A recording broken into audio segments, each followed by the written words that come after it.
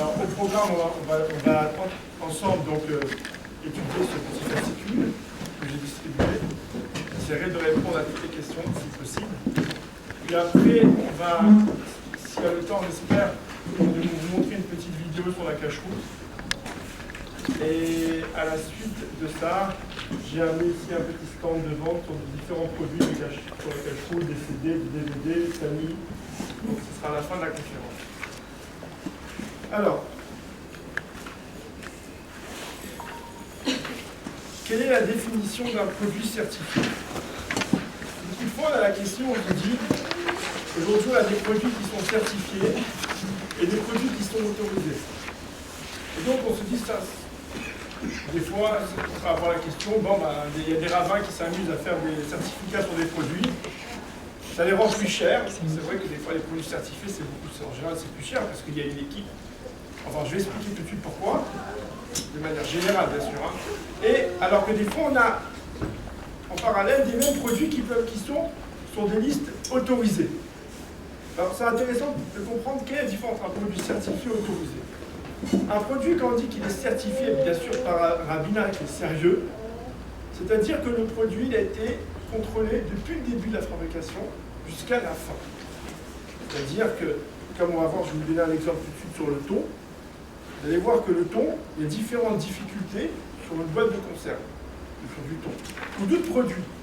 Donc, ces différentes difficultés, il y a donc une équipe qui va se déplacer, qui va vérifier par exemple les matières premières, qui va cachériser l'usine, et qui va bien sûr être sur place pour contrôler depuis le début de la fabrication jusqu'à la mise en boîte ou alors en emballage scellé et que ça part après en distribution. Par contre, quand on dit un produit qui est autorisé, aujourd'hui un produit qui est autorisé, ça veut dire c'est une certitude, c'est-à-dire que on envoie en général les inspecteurs. Alors là aussi, c'est intéressant de savoir comment les listes autorisent leurs produits. Vous avez des listes qui autorisent leurs produits parce qu'ils envoient 2 fois par an un inspecteur dans l'usine qui vérifie la chaîne de production. Après, on va rentrer en détail. Qui, par rapport à la chaîne de production et par rapport aux ingrédients utilisés dans l'usine, il n'y a pas de problème. Donc, puisqu'il n'y a pas de problème à ce niveau-là, tout ce qui se fait dans l'usine, c'est cachère. Alors, on dit que ce produit-là, il est autorisé. On va voir plus tard que dans un produit qui est autorisé, je ne sais pas si demain l'usine, elle va, pour X raisons, changer d'avis, changer de manière de production, ou différents cas qu'on va voir plus tard, elle ne va pas avertir le rabbinat en disant, vous savez, aujourd'hui on a changé de production, on a changé de système de production, on a rajouté un ingrédient dans notre formule, elle ne va pas avertir le rabbin. Donc, on va s'en apercevoir peut-être 1 mois, 2 mois après quand il y aura un contrôle, mais pendant 2 mois, et on va voir sur des produits qui ont été le cas, les gens ils ont mangé, hein, c'est tout. Ça s'appelle un produit autorisé.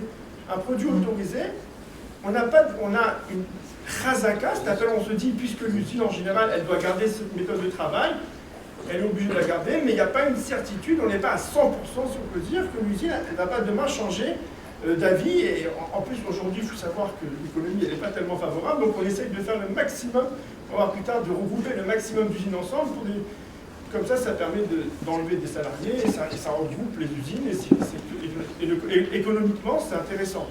Donc on va détailler différents cas pratiques et exemples plus tard. Mais déjà je voulais vous montrer simplement qu'est-ce que c'est un produit certifié. Un produit certifié, c'est que depuis le début du produit jusqu'à la fin, il y a eu un contrôle, c'est-à-dire qu'il y a des gens qui étaient sur place qui ont vérifié que ce qu'on dit, c'est bien ça. Ce qui est écrit et ce qui est bien sûr cité, ça a été respecté à 100%, puisqu'il y a des gens qui étaient sur place pour contrôler. Alors, par exemple, prenons un produit comme le thon. Le thon, et c'est ce qu'on est aussi, à travers la formation cache-route qu'on est en train de se développer, c'est aussi de mettre des critères par rapport à différentes cache-routes. C'est-à-dire, par exemple, le thon, quels sont les problèmes si on va se dire demain, on veut du thon cachère? Quels sont les problèmes qu'il faut faire attention pour que le thon il soit vraiment cachère? Donc le premier problème, on va aller en ordre chronologique, hein, c'est lorsqu'aujourd'hui, par exemple, on pêche des poissons. Vous savez, on va en pleine mer pour pêcher des poissons. Donc il y a un système, on met des filets comme ça. On sait exactement les endroits où les thons ils se trouvent, le poisson qui se thon. Et puis donc, on pêche. Mais lorsqu'on pêche les poissons, des fois ça arrive qu'on pêche des poissons cachers comme des poissons qui sont des fois pas cachers. Et donc qu'est-ce qui se passe? On prend ça, le bateau, il va, donc il a des gros bateaux, ils ont des réservoirs, ils ont des cubes dans les bateaux, ils ne vont pas faire tous les jours en général, hein. Donc les bateaux ne vont pas faire tous les jours des allers-retours, donc ils ont une grosse cuve, ils prennent plus ce qu'ils ont pêché, et paf, ils mettent tout ça dans une cuve, d'accord? Maintenant, comme ça va environ rester une semaine, des fois ça va une semaine, des fois ça va même un mois, ça va rester dans le bateau, alors il faut conserver ces poissons. Donc comment on conserve ces poissons? On met du sel, du sel dans l'eau, et ça fait que les poissons, ils se conservent à travers ça, on les macère. Donc, c'est-à-dire que ces poissons, ils vont être macérés si on peut dire, avec des poissons en cachère. Et vous savez que selon la fin, quand un produit l'a macéré dans un ustensile, ou alors qui n'était pas cachère, ou alors un produit l'a macéré avec un ustensile qui est cachère, qu'avouche que les bouchards. C'est-à-dire que le produit, c'est comme si il a été cuit avec un produit qui n'était pas cachère. Donc dans notre cas, en l'occurrence, ça veut dire que ces poissons, je vais à la base, après on va expliquer les différents détails, pourquoi oui, pourquoi non, mais à la base, ce serait quand même, le principe, il serait que ces poissons qui sont restés dans la cuve avec des poissons non cachers, ils ont été macérés avec des poissons non cachers, et donc on a un problème ici de qu'avouche que mes bouchades. S'il y a des questions, n'hésitez pas à me demander. Donc ça, c'est le premier problème. Donc bien sûr, la cache-route ici, elle doit intervenir. Comment on va gérer ce problème? Alors là, vous voyez sur la liste, on appelle les différents rabbinim, on leur demande comment ils gèrent ce problème. Il y a différentes manières de gérer ce problème. Il y a la première solution, la plus basique, c'est qu'anarchiquement, on peut trouver des permissions. On peut trouver la permission de baptême de chichi, on peut trouver la permission que c'est pas courant, c'est pas souvent. Il y a différentes permissions qu'on peut s'appuyer dessus. Bon, c'est des autorisations anarchiques. Mais il y a des rabbinats qui vont par exemple faire des efforts exceptionnels pour ne pas avoir ce problème-là. C'est-à-dire qu'ils vont prendre par exemple un bateau qui ne pêche pas, on va dire, avec des grands filets. Il pêche un par un. Donc comme ça, quand il pêche un par un, automatiquement, les poissons ils sont déjà triés. C'est que des thons qui rentrent dans la cuve à thon. Ce n'est pas toutes sortes de poissons qui sont dans la cuve et qu'après on aura un problème de macération. Vous avez d'autres rabbinats qu'eux, ils vont prendre un bateau qui fait des allers-retours tous les jours à l'usine, comme ça, donc automatiquement, ils déchargent, et comme ils déchargent, ça ne macère pas dans la cuve du bateau pendant des semaines. Donc ça, c'est aussi, et tout de suite, dans l'usine, c'est travaillé. Donc ça permet de ne pas avoir le problème de macération. Et puis après, voilà, vous avez différentes catégories de rabbinat, donc c'est vrai qu'à chaque fois, c'est des efforts, parce qu'un allers-retours qui va faire les allers-retours tous les jours, ou un système d'un bateau qui trie les poissons sur place, ça demande, c'est pas toutes les compagnies qui le font, enfin pas toutes les boîtes qui le font, et des fois ça coûte plus cher. Donc c'est vrai que ça va aussi jouer, bien sûr, dans le prix. Là, je ne vais pas après vous faire pourquoi le moins cher, mais il faut comprendre que la main-d'œuvre, elle est importante. C'est pas la même main-d'œuvre que si on faisait rien du tout. Puis après, vous avez un deuxième problème qui peut arriver dans le thon, c'est que des fois vous avez des poissons aussi, et ça j'ai des photos, je ne sais pas si je pourrais vous la montrer, mais j'en ai une sur mon portable qui arrive il n'y a pas longtemps. Les poissons, ils avalent aussi des autres poissons dans la mer. Ils avalent n'importe quelle sorte de poisson, même des insectes. Et des fois, ça se peut que quand on pêche un poisson, ok, vous pêchez le poisson, au moment où vous pêchez le poisson, il avale un poisson, mais le poisson, il n'a même pas eu le temps de digérer. Donc ça veut dire que le poisson qui n'est pas caché, il est vraiment dans la bouche, il est dans le poisson, mais entier encore, il n'a pas été digéré. Donc c'est-à-dire, et si encore une fois on laisse le poisson macérer pendant une semaine ou un mois dans le bateau, dans la cuve avec de l'eau salée, ça fait que le poisson qui est cachère, il macère avec un poisson qui n'est pas cachère. Donc on a le même problème, donc là aussi vous allez avoir différents rabbinats qui vont bien sûr faire différents procédés pour éviter ce problème. Il y en a qui vont accepter, il y en a qui vont éviter ce problème. Et après, vous avez aussi donc, la cachignation de l'usine. Bien sûr, quand vous rentrez dans une usine, si on tient que le thon, il faut bichou d'Israël pour le thon, c'est-à-dire que le thon a besoin qu'un juif allume le thon, donc ça veut dire que même si avant il y avait une production de thon cachère à 100% dans l'usine, elle ne fait que du thon, si on peut dire, mais quand même, s'il y a eu bichou l'avant, donc le feu a été cuit, les thons précédents ont été cuits par des goïms, la loi elle est qu'il faut cachériser l'usine. Donc il faut tout cachériser, ça prend encore un peu de temps et ça prend un main d'œuvre, il faut des nage techniques compétents pour nettoyer, pour cachériser tout. Donc, ça aussi, Après, je ne vais pas rentrer, voilà, encore une fois, on peut trouver des permissions à l'arrêt quand vous voyez que le OU, par exemple, lui, fait non, dans ce cas-là, il ne cacherise pas l'usine parce qu'il y a des permissions, il s'appuie sur des permissions qui sont à l'arrêt, mais très basiques, ça veut dire, si on peut dire en cas extrême. Après, il y a une alara qui dit que tout ce qui est poisson, on ne peut pas manger du poisson tant qu'on n'a pas vu les écailles. Ça, c'est une alara pour tous les poissons. Le seul qu'on autorise sans voir les écailles, c'est le saumon, parce qu'aujourd'hui, on n'a pas encore trouvé de poisson qui ressemble au saumon non cachère. Mais tous les autres poissons, surtout dans les ponts, il y a un poisson qui s'appelle le dextravelle, qui ressemble au thon, enfin, à l'arrêtement, il n'est pas autorisé. Donc, il faut vérifier chaque poisson, s'il y a bien, quand les thons ils arrivent, il faut vérifier qu'ils ont bien des écailles. Si un poisson, même vous, vous achetez un poisson au marché, et vous n'avez pas vu les écailles, même si on vous dit, oui, c'est ce nom de poisson qui est cachère, à l'arrêtement, on ne peut pas. Ça est sur de Raita, ou on voit des écailles, ou un juge qui a vu les écailles et qui l'a scellé, et qu'on est sûr que c'est son paquet à lui qu'on a reçu. Ça, c'est quelque chose que les gens ils ignorent. Ils pensent que quand il y a une liste de poissons, alors à ce moment-là, on peut acheter, on peut demander à un poissonnier, donnez-moi ce poisson, sans voir les écailles, sans voir avant le poisson qui va nous donner. Donc ça aussi, il faut un mashgiach qui va vérifier, qui vont vérifier que les poissons ont bien des écailles. Donc ça prend aussi ça prend du temps. Et puis après, vous avez le bichou d'Israël, donc c'est-à-dire allumer le feu pour faire cuire ces saumons. Et là, vous avez deux types dans le bichou d'Israël. Ou le bichou d'Israël simple, ou alors le bichou d'Israël s'appelle bichou Bet Yosef. C'est pas seulement que le mashgiach qui allume les feux, mais c'est que c'est le mashgiach qui va mettre les palettes de saumon dans l'eau chaude. Donc bichou d'Israël. Donc vous voyez que un produit certifié, ça demande d'abord une étude, un plan du début de tous les problèmes qu'il peut avoir sur ce produit, et après, bien sûr, une surveillance du début jusqu'à la fin. Alors là, vous voyez, par exemple, pratiquement tous les rabbinim, ils sont, à part les deux premiers problèmes, c'est une grande différence, mais tous les rabbinim, ils sont au même niveau. Et après, vous voyez, le OU, lui, il s'applique, alors c'est sur, vous voyez, non, tout est non. Et là, c'est vrai que vous voyez, je ne sais pas si vous avez vu, mais je ne suis pas là pour faire les prix les plus bas, mais sur le marché, les thons OU, ils sont à 4 euros, je ne sais pas, ils sont à 4,75 euros, etc. Je crois j'en ai évidemment là, oui.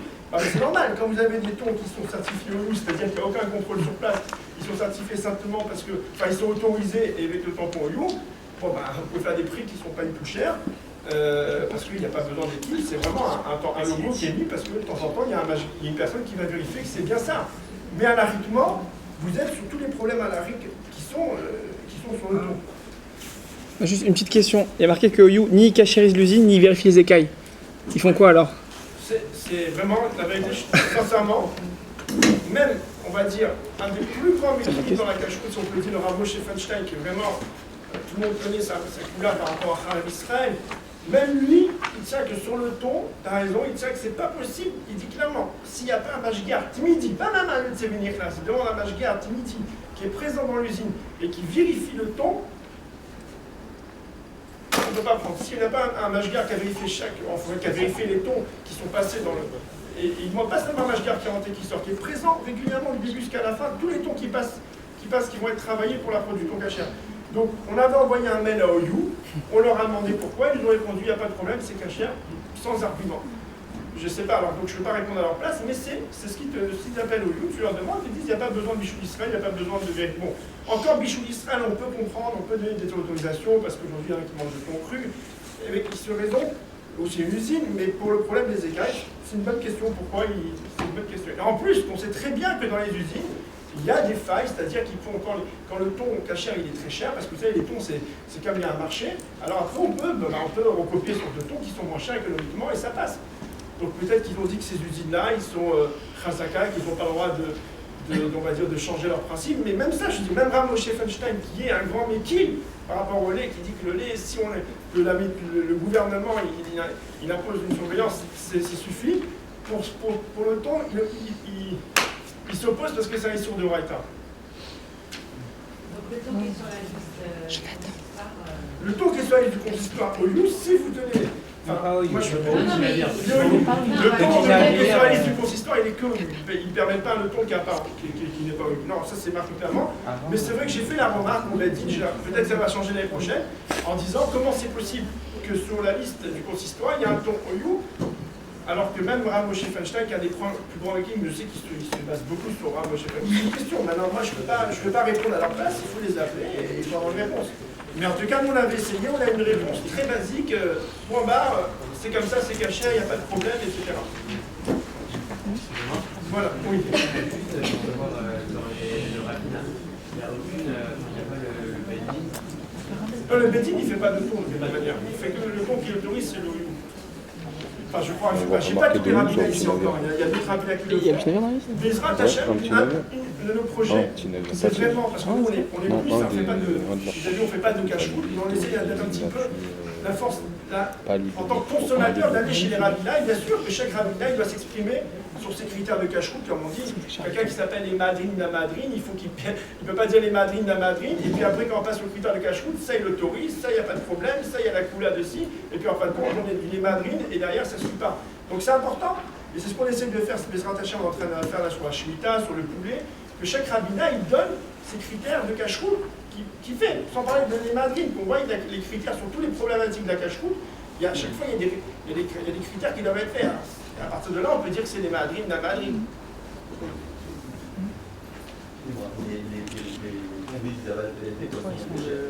Personne ne vérifie dans la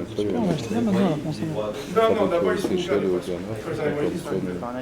Après, encore une fois, je ne vais pas dire que le problème des poissons cachers qui sont avalés ou les problèmes des poissons conventionnels, s'il n'y a pas, si vous avez vu, j'ai marqué qu'il y a des rabbinats, qu'il y a des autorisations à la RIC. C'est pas encore comme les autres problèmes de Michou d'Israël, qui sont des problèmes assez importants de vérifier les écailles. Mais après, il y a des rabbinats qui font l'effort de faire, même à ce niveau-là, ils font des efforts. Donc, vous comprenez, donc après, c'est intéressant que nous, en tant que consommateurs, on valorise un rabbinat qui fait des efforts énormément, et qui s'appelle les madrines, ou un autre rabbinat, peut-être qu'il va vous dire, je suis les madrines, la madrine, et quand vous lui demandez ses efforts, il dit, ça c'est autorisé, ça c'est autorisé, c'est autorisé, donc c'est pas sérieux. Oui, il n'y a pas d'issue, mais on est d'accord, mais après, entre guillemets, c'est pas classé comme un qui va faire tout, qui va se casser la tête à le faire. Bon. On va s'arrêter là. Ça, c'est un petit peu la description des produits qui sont certifiés. En tout cas, un produit certifié, si c'est un rabbinat sérieux, c'est-à-dire que tout a été surveillé du début jusqu'à la fin, il y a eu des contrôles. On ne peut pas dire que ça ne s'est pas passé comme ça. Sinon, c'est qu'il y a une faille. Mais ça s'est passé tel qu'ils nous disent. Maintenant, quelle est la définition d'un produit autorisé? Alors,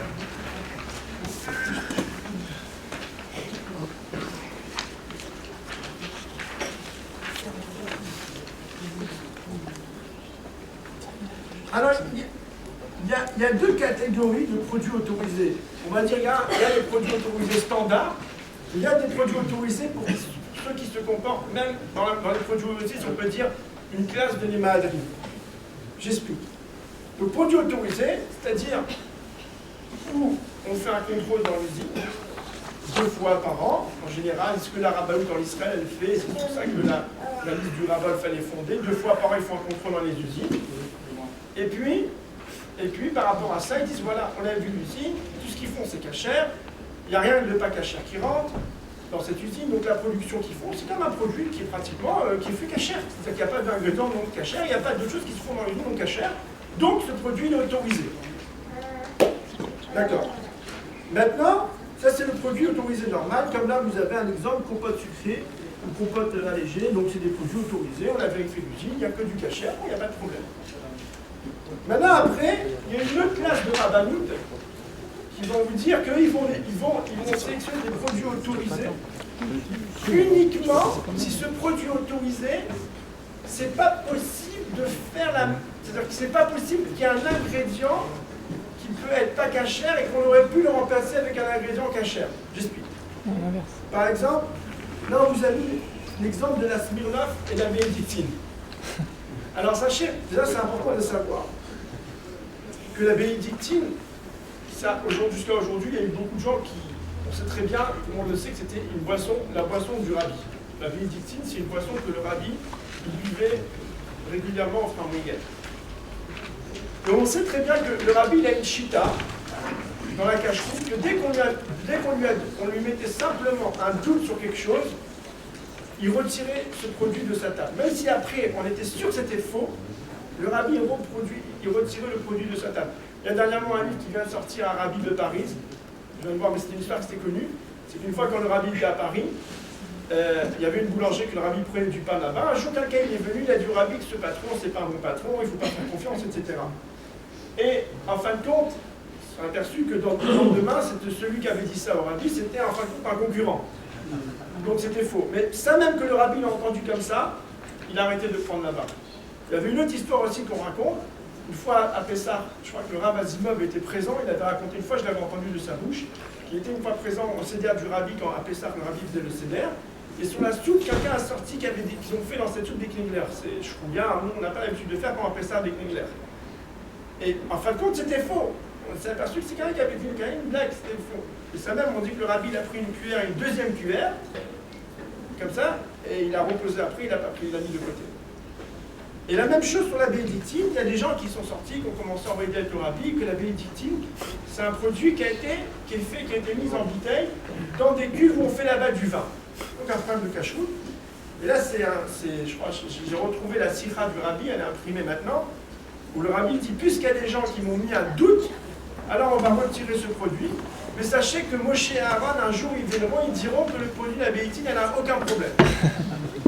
Et dernièrement, nous, on travaille en collaboration avec le Mashgiach du Rav Lando, c'est vraiment une cache-route d'exception, qui a été voir, c'est pas très loin de Paris, c'est à 2 heures de Paris, la bénédictine, donc de l'usine, et qui a été, je sais pas, elle n'est pas très loin d'ici en tout cas, qui a été visiter l'usine, etc., et qui a dit que vraiment, il n'y a aucun problème de cache-route.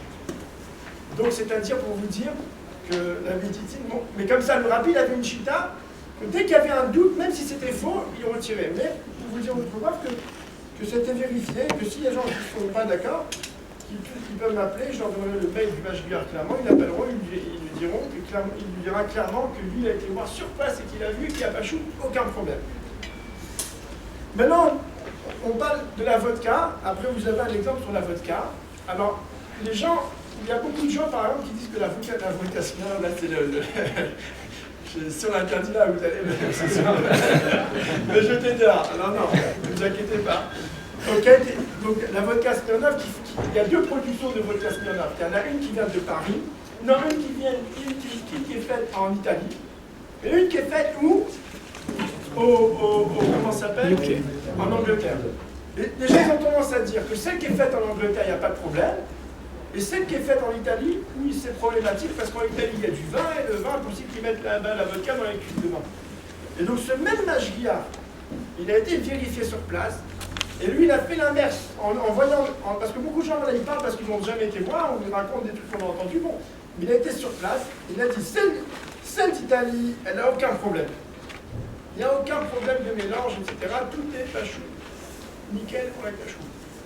Celle de Londres, elle n'a aussi aucun problème, mais pour lui, c'est-à-dire pour la cachou, par exemple, du Rav Lando, elle est problématique. Pourquoi?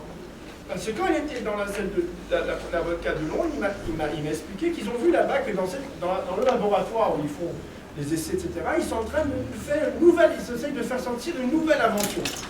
C'est quoi la nouvelle invention? C'est qu'à la base, avec du petit lait, eh ben, ils essayent de faire avec du petit lait de l'alcool. Et donc, qui pourrait un jour, qui n'est pas aujourd'hui en tous les cas, mais qui pourrait être à la place qui pourrait remplacer et faire avec ce petit lait de la vodka, de l'alcool, qui ferait la vodka. Enfin, qui serait un des ingrédients pour faire de la vodka. Alors pour lui, bien que c'est sûr que la vodka, elle marie clairement 100% sur le grain, etc., les parents, pour cette cache-route, ils disent, puisque dans l'usine, il y a un produit, ils ont vu que dans l'usine, il y a un produit qui peut le mettre cachère et qui est fait dans l'usine, bien que sur les étiquettes, c'est marqué, il ne s'est pas fait comme ça concrètement sur le terrain, ils ne font pas ça, il se dit, qui me dit que demain, on n'est pas là, ils ont un problème d'alcool au niveau de grains de blé, où il y a un problème, et qu'ils ils ont la solution, ils remplacent. Donc ça veut dire que dans les produits autorisés, en ce type de cache-route, ils vont permettre que des produits autorisés, où il n'y a aucune autre solution qui peut être possible de remplacer cet ingrédient avec du pain cachère, même si on ne le fait pas concrètement, on ne le fait pas à 100%, mais si il trouve que ce produit, il a quelque chose qui peut demain être remplacé et faire l'identique du produit avec un ingrédient pas cachère, pour eux, s'il n'y a plus de certificat, il n'y a plus de surveillance, ce n'est pas possible d'autoriser. C'est une des raisons pourquoi le Rav Lando, par exemple, il n'autorise pas le Coca-Cola sans Hashgacha. Pourquoi? Parce que le Coca-Cola, bien qu'aujourd'hui il est fait à base de par des plantes végétales, etc., mais il y a dans le Coca-Cola des ingrédients qui peuvent être faits aussi à base animale. Donc à partir qu'il y a ce doute-là, même si on a vérifié l'usine, ils le font comme ça, pour eux, c'est pas possible. S'il y a un ingrédient qui peut être remplacé par quelque chose d'animal, il faut une vérification, il faut une certification. Donc pour cela, ceux qui sont en classe numéro 1 dans les produits autorisés, on a vérifié l'usine, ils font comme ça, on ne peut pas changer une marque Coca-Cola du jour au lendemain, c'est une catastrophe. Ok, on se base sur la phase AK. Et il y en a qui vont vous dire non, si on trouve dans l'usine ou dans cette composition un ingrédient qui peut être remplacé, faire l'identique avec un ingrédient qui n'est pas cachère, on l'aura plus de la liste. Il faut une certification. Donc là, vous voyez, vous avez deux catégories donc de autorisés. Autorisé normal, c'est-à-dire on vérifie l'usine, tout est cachère, il n'y a aucun problème, que ce soit au niveau de la production, que ce soit au niveau des ingrédients, on l'autorise. Une autre catégorie, c'est pas seulement qu'on vérifie l'usine, c'est qu'il faut que dans la composition, il n'y a pas une utilité ou une possibilité de remplacer un des ingrédients par un ingrédient pas cachère. Même si c'est pas fait. Bon, est-ce que c'est clair jusqu'à là? Voilà. Donc, vous comprenez pourquoi je sais qu'il y a une grosse discussion par rapport à New York, au Coca-Cola. Est-ce qu'on peut mettre le Coca-Cola à table ou pas? Par exemple, le 770, je ne sais pas si vous avez déjà vu, les rabbinim, ils ont enlevé le Coca-Cola à cause de ça, parce qu'ils disent oui, le Ramando il est interdit s'il n'y a pas une certification. Et il y en a qui disent non, bah, Coca-Cola, on a vérifié, c'est marqué quand vous allez à l'usine. Nous, par exemple, quand le Coca-Cola il est sorti le Life, le dernier, je ne sais pas si vous avez entendu, au début, bon, les rabbinim ils l'ont interdit en doute parce qu'il y a un des produits là-bas qui peut être aussi à base végétale pour remplacer le sucre, animal pour remplacer le sucre. C'est ça qu'on en fait l'enquête. Donc on a reçu un certificat que je vous montrerai sur le site. Attendez, je vais vous montrer tout de suite.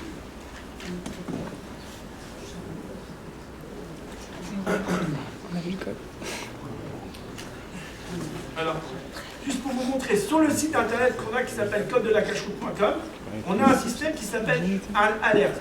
Donc les gens s'inscrivent, et dès qu'il y a un produit comme ça qui était interdit, qui devient autorisé, ou l'inverse, qui était autorisé et qui devient interdit, tout de suite on envoie une alerte. Et donc après vous avez une rubrique qui s'appelle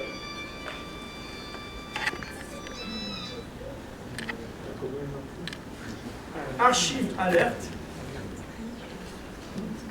Et donc les dernières alertes, voilà, dans les dernières alertes, vous avez celle du Coca-Cola Live.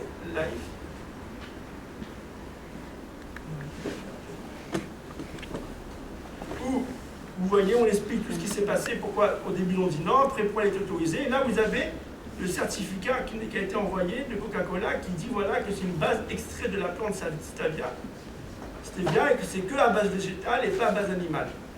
Voilà. Et puis après, vous avez pourquoi le Ramando il interdit quand même, parce que puisque ça peut être fait, il y a une plante ça peut être transformé, ça peut être fait aussi à base animale, donc pour lui il faut une certification.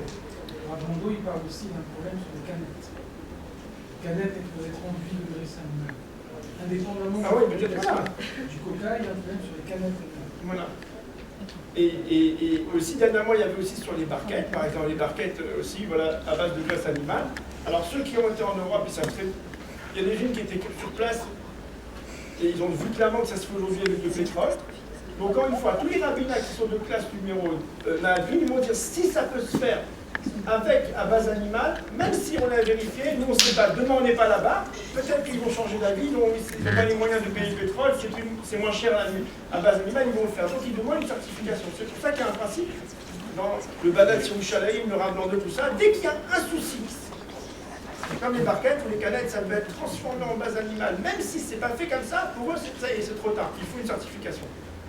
Il faut que ça soit impossible de faire autrement, ou qu'il n'y a pas de possibilité, ou c'est pas avantageux. Donc voilà, après vous pouvez directement aller sur le site et retrouver toutes les différentes alertes. Je ne sais pas si la sono elle marche. Quelqu'un peut vérifier si la sono elle marche. Ah ouais. Ça marche la sono? Non, je suis pas du tout. Je l'ai branché dans Ah, David, je t'ai vu. Ah, branché. Voilà, alors. Quel est un inconvénient? Question de papier, de cuisson sulfurisée, c'est pas le prendre. Alors, dans le bac à chien, il faut voir sur la liste. Je connais pas, j'ai pas la liste par cœur, donc il faut voir sur la liste. Et après, vous avez, encore une fois, des HGAFAT qui le font. Il faut voir sur la liste du consistoire à ce niveau-là. Mais après, vous avez des HGAFAT qui le font, c'est sûr. J'ai pas envie de vous répondre des réponses que je suis pas sûr. Donc, quel inconvénient y a-t-il à consommer un produit autorisé de la catégorie A? Donc là, par exemple, on vous donne un exemple des stop to. Voilà, les stop to par exemple. Les stop to, vous savez très bien qu'ils ont été cette année retirés de la liste du consistoire. Pourquoi ils ont été retirés? Parce que dans l'usine, avant on faisait les stop to, c'était une usine qui était correcte. Et puis, cette année, enfin, ils ont changé un petit peu la structure d'usine. Et dans cette même usine, maintenant, ils font d'autres produits qui sont à base animale. Donc, dans les mêmes circuits, il y a des vapeurs qui découlent de ces produits qui sont à base animale. Et donc, pour la cache-route, ça pose un problème. Alors, les stop-to, ils ont été retirés. Mais lorsqu'ils ont été retirés de la liste, enfin, quand vous l'avez su, bon, ça faisait déjà 6 mois avant que le problème y était. Donc, l'usine, elle ne nous a pas appelé pour nous avertir, elle n'a pas appelé en tous les cas le Benzine pour leur avertir, attention, on change la manière de production. Donc, c'est comme je l'ai dit tout à l'heure, un produit autorisé, vous n'avez pas de garantie. Si demain, l'usine, elle, décide de changer la production, ils ne vont pas vous appeler par téléphone pour vous le dire. Mais donc, le problème, il est que vous, entre-temps, vous avez mangé un produit qui était plus cher. Et sans savoir. C'est ça que vous l'avez su, c'est passé. Donc c'est pour cela qu'il y a des gens qui évitent totalement de prendre les produits autorisés. Tout ce qu'ils peuvent prendre en certifié, ils le prennent, comme ça ils sont sûrs. Et puis de temps en temps, s'il n'y a pas de choix, ou les seuls produits qu'il y a, alors là ils prennent des produits autorisés.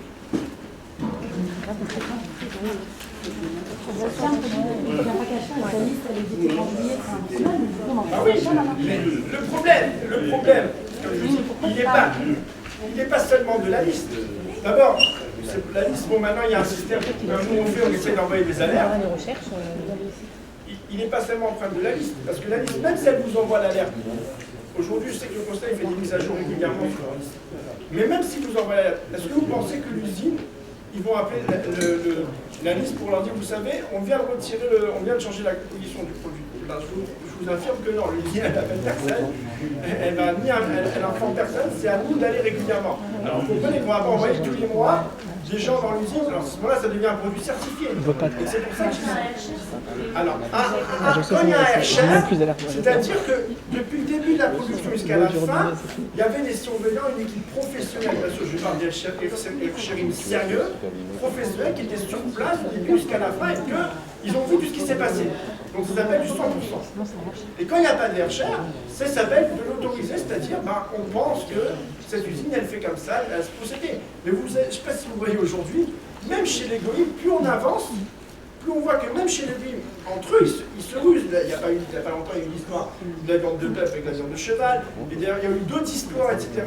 Parce qu'aujourd'hui, plus le monde il avance avec le développement de la technologie, plus il y a de systèmes beaucoup plus faciles et fiables de transformer des matières et de faire en sorte que ces matières sont utiles. Et donc économiquement, ça fait gagner de l'argent, premièrement. Deuxièmement, plus il y a de robots aujourd'hui automatiques, donc ça permet aux usines de se rassembler et dans une même usine de faire beaucoup plus de production. Et ce qu'on va voir, c'est ce qui s'est passé sur les produits surgelés. Je ne sais pas si vous avez vu, il y a eu, on va en parler immédiatement. Ah oui, on va en parler tout de suite. Alors, les stop-to, excusez-moi, c'est un vrai issour maintenant.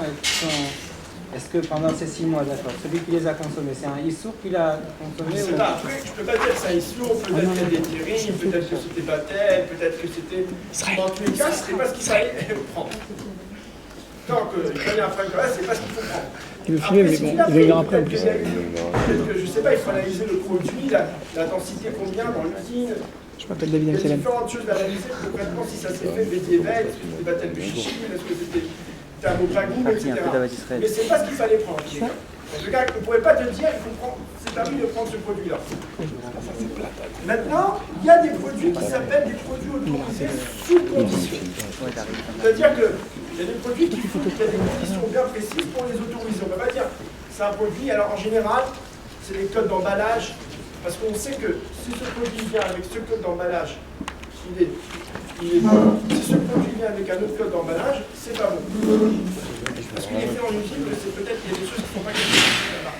Donc là, vous avez l'exemple, c'est les courgettes surgelées. Donc c'est un produit aujourd'hui qui est autorisé, mais sous certaines conditions. conditions, il faut que ça vienne en général de Belgique. Alors, pour vous faciliter, je vais vous montrer par exemple, sur les produits surgelés.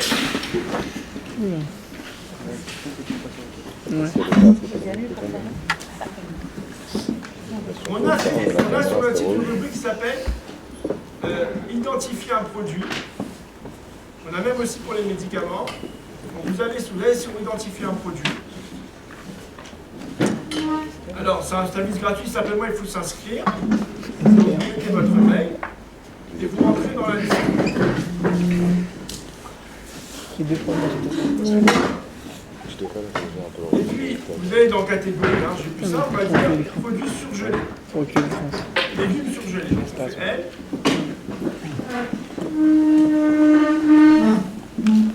Et là, vous avez une liste avec le nom du produit, la marque, la cache-route, non autorisée, non cachère, autorisée sous condition, par exemple. Donc, je vais aller sur ce produit. Donc, c'est très simple à rechercher. Après, vous classez par catégorie, par nom, par cache-route. Là, par exemple, on va aller sur autorisé sous condition. Alors, je vais vous dire ce quoi c'est. Donc là, ce qui est intéressant aussi, c'est que vous avez l'image du produit. Ça va permettre facilement de repérer. Et là, vous avez une fiche technique de cache-route, donc toutes les problématiques qu'il peut avoir, ils n'y sont pas. Par contre, voilà, c'est autorisé par le Belgique de Paris. Et on vous donne, du coup, on fait un petit peu la communication. Hein, c'est pas nous qui faisons les listes, on reprend les listes, on seulement la simplifie. Et donc, les numéros d'emballage sur le produit qui vont vous permettre de vous dire, voilà, comment ce produit peut être autorisé. Et puis après, vous pouvez comme ça défiler la liste. Ah, voilà par exemple ici, conditions pour autoriser le produit, uniquement c'est fabriqué en Belgique. En général, le principe pour les produits surgelés aujourd'hui, c'est fabriqué en Belgique. Là aussi, vous avez le produit le code cuisine 57 LG, après la date limite de consommation, vous voyez.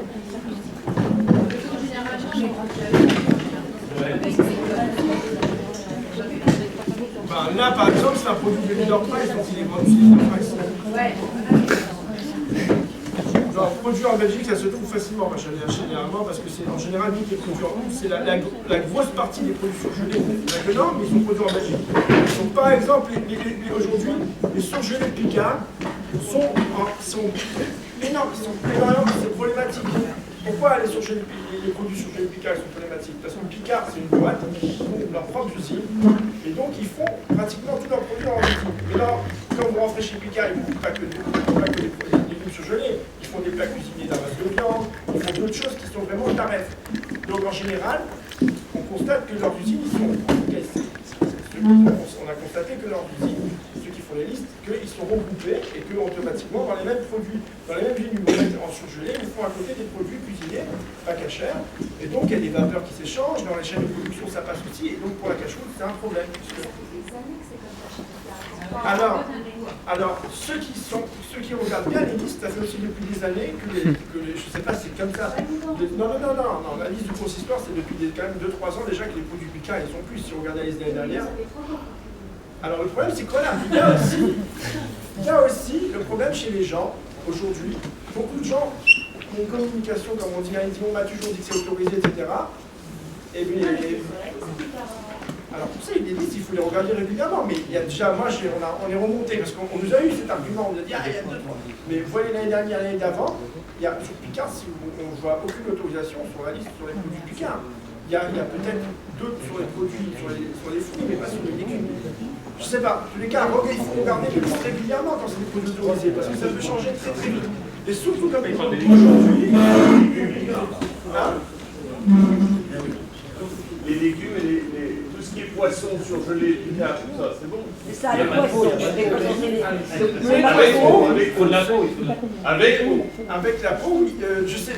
J'ai pas envie de rentrer dans une réponse. Les légumes et tout hein, sur la liste. En général, Picard de base.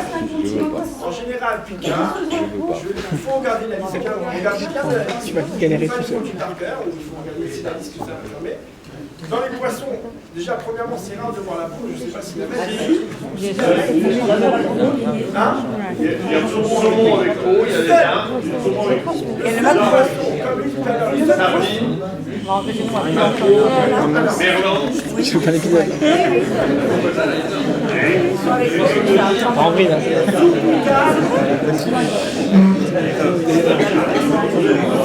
Car il y a un problème de base. Après, il faut voir le produit exactement. Il y a un problème de base, c'est qu'ils ont des usines qui font toutes sortes de produits en même temps dans les mêmes chaînes de fabrication. C'est-à-dire des produits cachers, comme des produits à base de viande, d'animal, etc. Donc, je ne peux pas vous donner le produit exact, parce que pour répondre à cette question, il faut le code d'emballage, il faut tout le nom, le produit, la marque envoyée ici. Mais de base, Picard, il faut vérifier bien que c'est bien noté sur la liste, les produits que vous prenez, qui sont bien notés. De manière générale, il y a un problème. Après, peut-être le produit en question que vous présentez, il est autorisé. Est-ce qu'on doit faire une différence entre les poissons et les légumes? Les légumes, ils ont une pré-cuisson et les poissons non, sont surgelés crus en général, non? On passe pas par les chaînes des légumes. Non, mais déjà, comme j'ai dit, les poissons, il faut avoir les écailles. Non, d'accord, mais si on voit les écailles avec la peau, etc. Est-ce qu'on va dire qu'il y a des vapeurs, il y a une chose? C'est important de savoir. Chaque produit, ça demande une étude. Ça veut dire, Pas de règle générale. il n'y a pas de règle générale. Chaque usine elle a sa méthode de fabrication, comme chaque restaurant ou chaque pareil, il y a une méthode de fabrication. Donc au départ, il n'y a pas de standard. Après, il y a un standard pour vous dire qu'il y a un problème chez Picard. Ça, je peux vous oui, on peut garantir. Mais après, il faut sur chaque produit, déjà, il m'appelle les parfums produits, je leur dis, il n'y a pas de problème. Regardez sur la liste, ceux qui veulent avoir des réponses, donc vous répondez pour 24 heures. Quand vous faites identifier un produit, si vous ne retrouvez pas le produit sur cette liste, ou si vous voyez que la date, à chaque fois il y a une mise à jour, si vous voyez que la date, elle est, parce qu'on n'arrive pas à mettre à jour tous les produits régulièrement, mais il y a une mise à jour pour chaque produit, et si vous voyez que ça date depuis déjà un an, on va faire un exemple, on va marquer,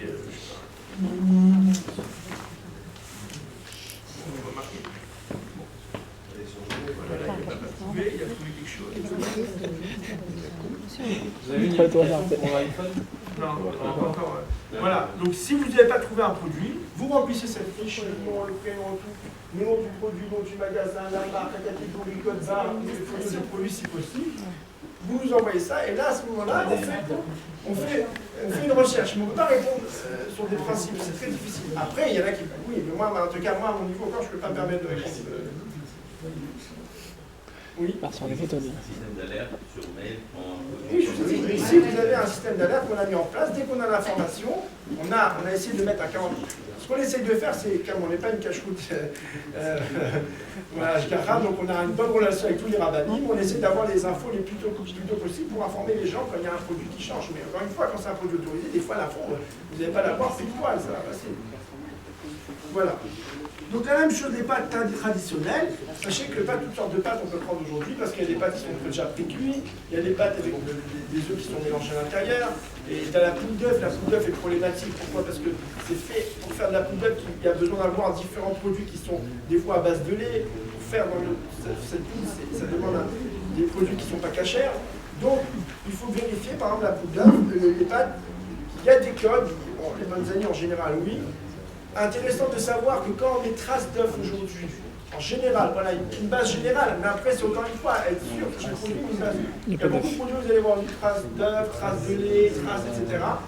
Alors sachez que de manière générale, c'est pas problématique. Pourquoi c'est pas problématique? Parce que les usines aujourd'hui se protègent contre les allergènes. Il faut savoir, regardez comment. Vous savez que quelqu'un qui est allergène à du lait ou à des œufs, même s'il y a une vapeur. Par exemple, on fait ici, on fait des pâtes, et à côté, dans un autre laboratoire, on fait du lait. Il y a des vapeurs qui s'échangent.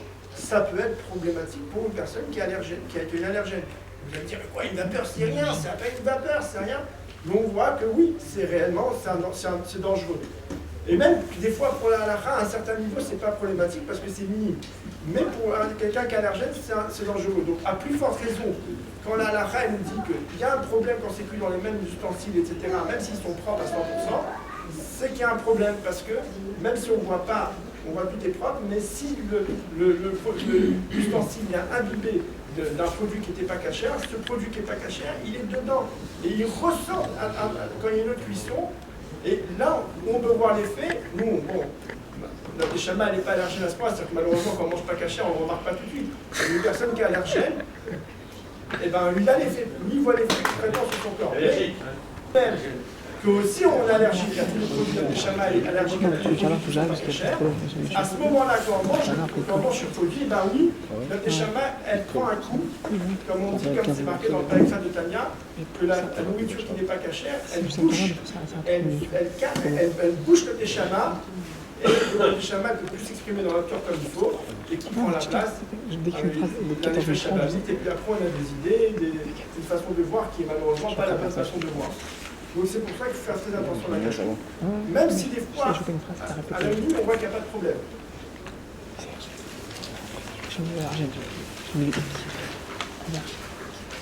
Alors, maintenant, vous avez des produits qui sont autorisés. Par exemple, les vis, il y a marqué les tradulés ne portent pas à conséquence. Tu lui confirmes déjà que c'est pas bon. C'est-à-dire qu'on peut prendre un vis jusqu'à après la viande, dans la liste, il y avait marqué qu'il parlait. Oui, de manière générale, voilà. Par exemple, je n'ai pas terminé le sujet. Sur, par exemple, des paquets de farine, aujourd'hui, vous avez marqué des fois plusieurs fois traces de lait. Donc, au niveau, quand voilà, on dit que ça ne porte pas à conséquence, parce qu'au niveau de la cache-route, on sait très bien que dans cette usine, il n'y a pas de lait. Et il n'y a pas d'œuf. Simplement, les gens, les fabricants, pour éviter d'avoir des problèmes, si quelqu'un demain, par hasard, il a une allergie, il va dire « Ah, j'ai mangé ce produit-là, regardez, cette usine a trouvé un produit, alors qu'ils n'ont pas dit qu'il y avait un problème d'œuf et de traces d'œuf et de lait. » Et comme je dis déjà, pour les allergies, ce problème, il peut être là, même si c'est à peine une petite vapeur ou un petit peu de poudre comme ça qui est passé dans l'usine. Donc, ils mettent ça pour prendre une précaution. Comme ça, il n'y a pas de problème. C'est pour ça que je dis, je donne de manière générale, c'est ça. Après, chaque produit doit être identifié. Peut-être qu'il y a un produit que c'est vraiment réel, qu'il y a des traces de lait, il y a des traces d'œufs. Mais de manière générale, sur la farine, sur les œufs, quand il marque N, possibilité d'œufs et tout ça, c'est juste des protections. Parce que peut-être qu'il y a deux produits qui font. Il y a des œufs et qui sont dans la même usine, et puis, en fin de compte, ils ont peur que peut-être, sans faire exprès, c'est passé un petit peu, qui s'est échangé, dans des vapeurs se sont échangées, et ça pose problème pour les allergènes. Maintenant, vous avez des produits qui sont autorisés en cas extrême. Alors, comme je dis déjà pour l'instant, on a vu des produits qui sont autorisés, si on peut dire, les maladries. Ça, c'est le top. Ceux qui disent qu'il faut un produit qui soit autorisé, qu'il n'y a pas de possibilité d'un ingrédient qui soit échangé ou remplacé par un ingrédient qui n'est pas cachère. Après, il y a des produits autorisés classe normale, c'est-à-dire un produit autorisé, on a vérifié l'usine, tous les ingrédients sont cachés, la scène de production est cachère. Donc, on se dit que ça doit l'usine ne change pas tous les jours, ça peut se passer comme ça, donc on autorise le produit. Après, il y a des produits autorisés qu'il faut attention, il faut vérifier les codes barres, etc. Bon, ça c'est des conditions techniques. Mais puis après, vous avez des produits autorisés qui sont autorisés en cas extrême. Il y a plein de produits qui sont autorisés, et ça aussi, c'est un problème. Parce qu'il y a beaucoup de gens, voilà, par exemple, il y a la liste de Rabot qui est sortie il n'y a pas longtemps, ou même la liste du bedding. Il y a des produits qui sont autorisés, mais les gens, ils pensent que c'est autorisé. Mais c'est archi faux, ils sont autorisés en cas extrême. C'est-à-dire qu'il y a des produits qui ont des difficultés à l'arrêt réel et qu'il y a des poskim qui autorisent ces problèmes à l'arrêt dans le cas où on n'a pas de choix. Mais ce n'est pas dans un cas où le même produit existe dans le cachère. C'est pas dans un cas où je sais pas moi, dans une ville comme Paris ou dans le Créteil, on va se dire, ben là, on peut autoriser le produit.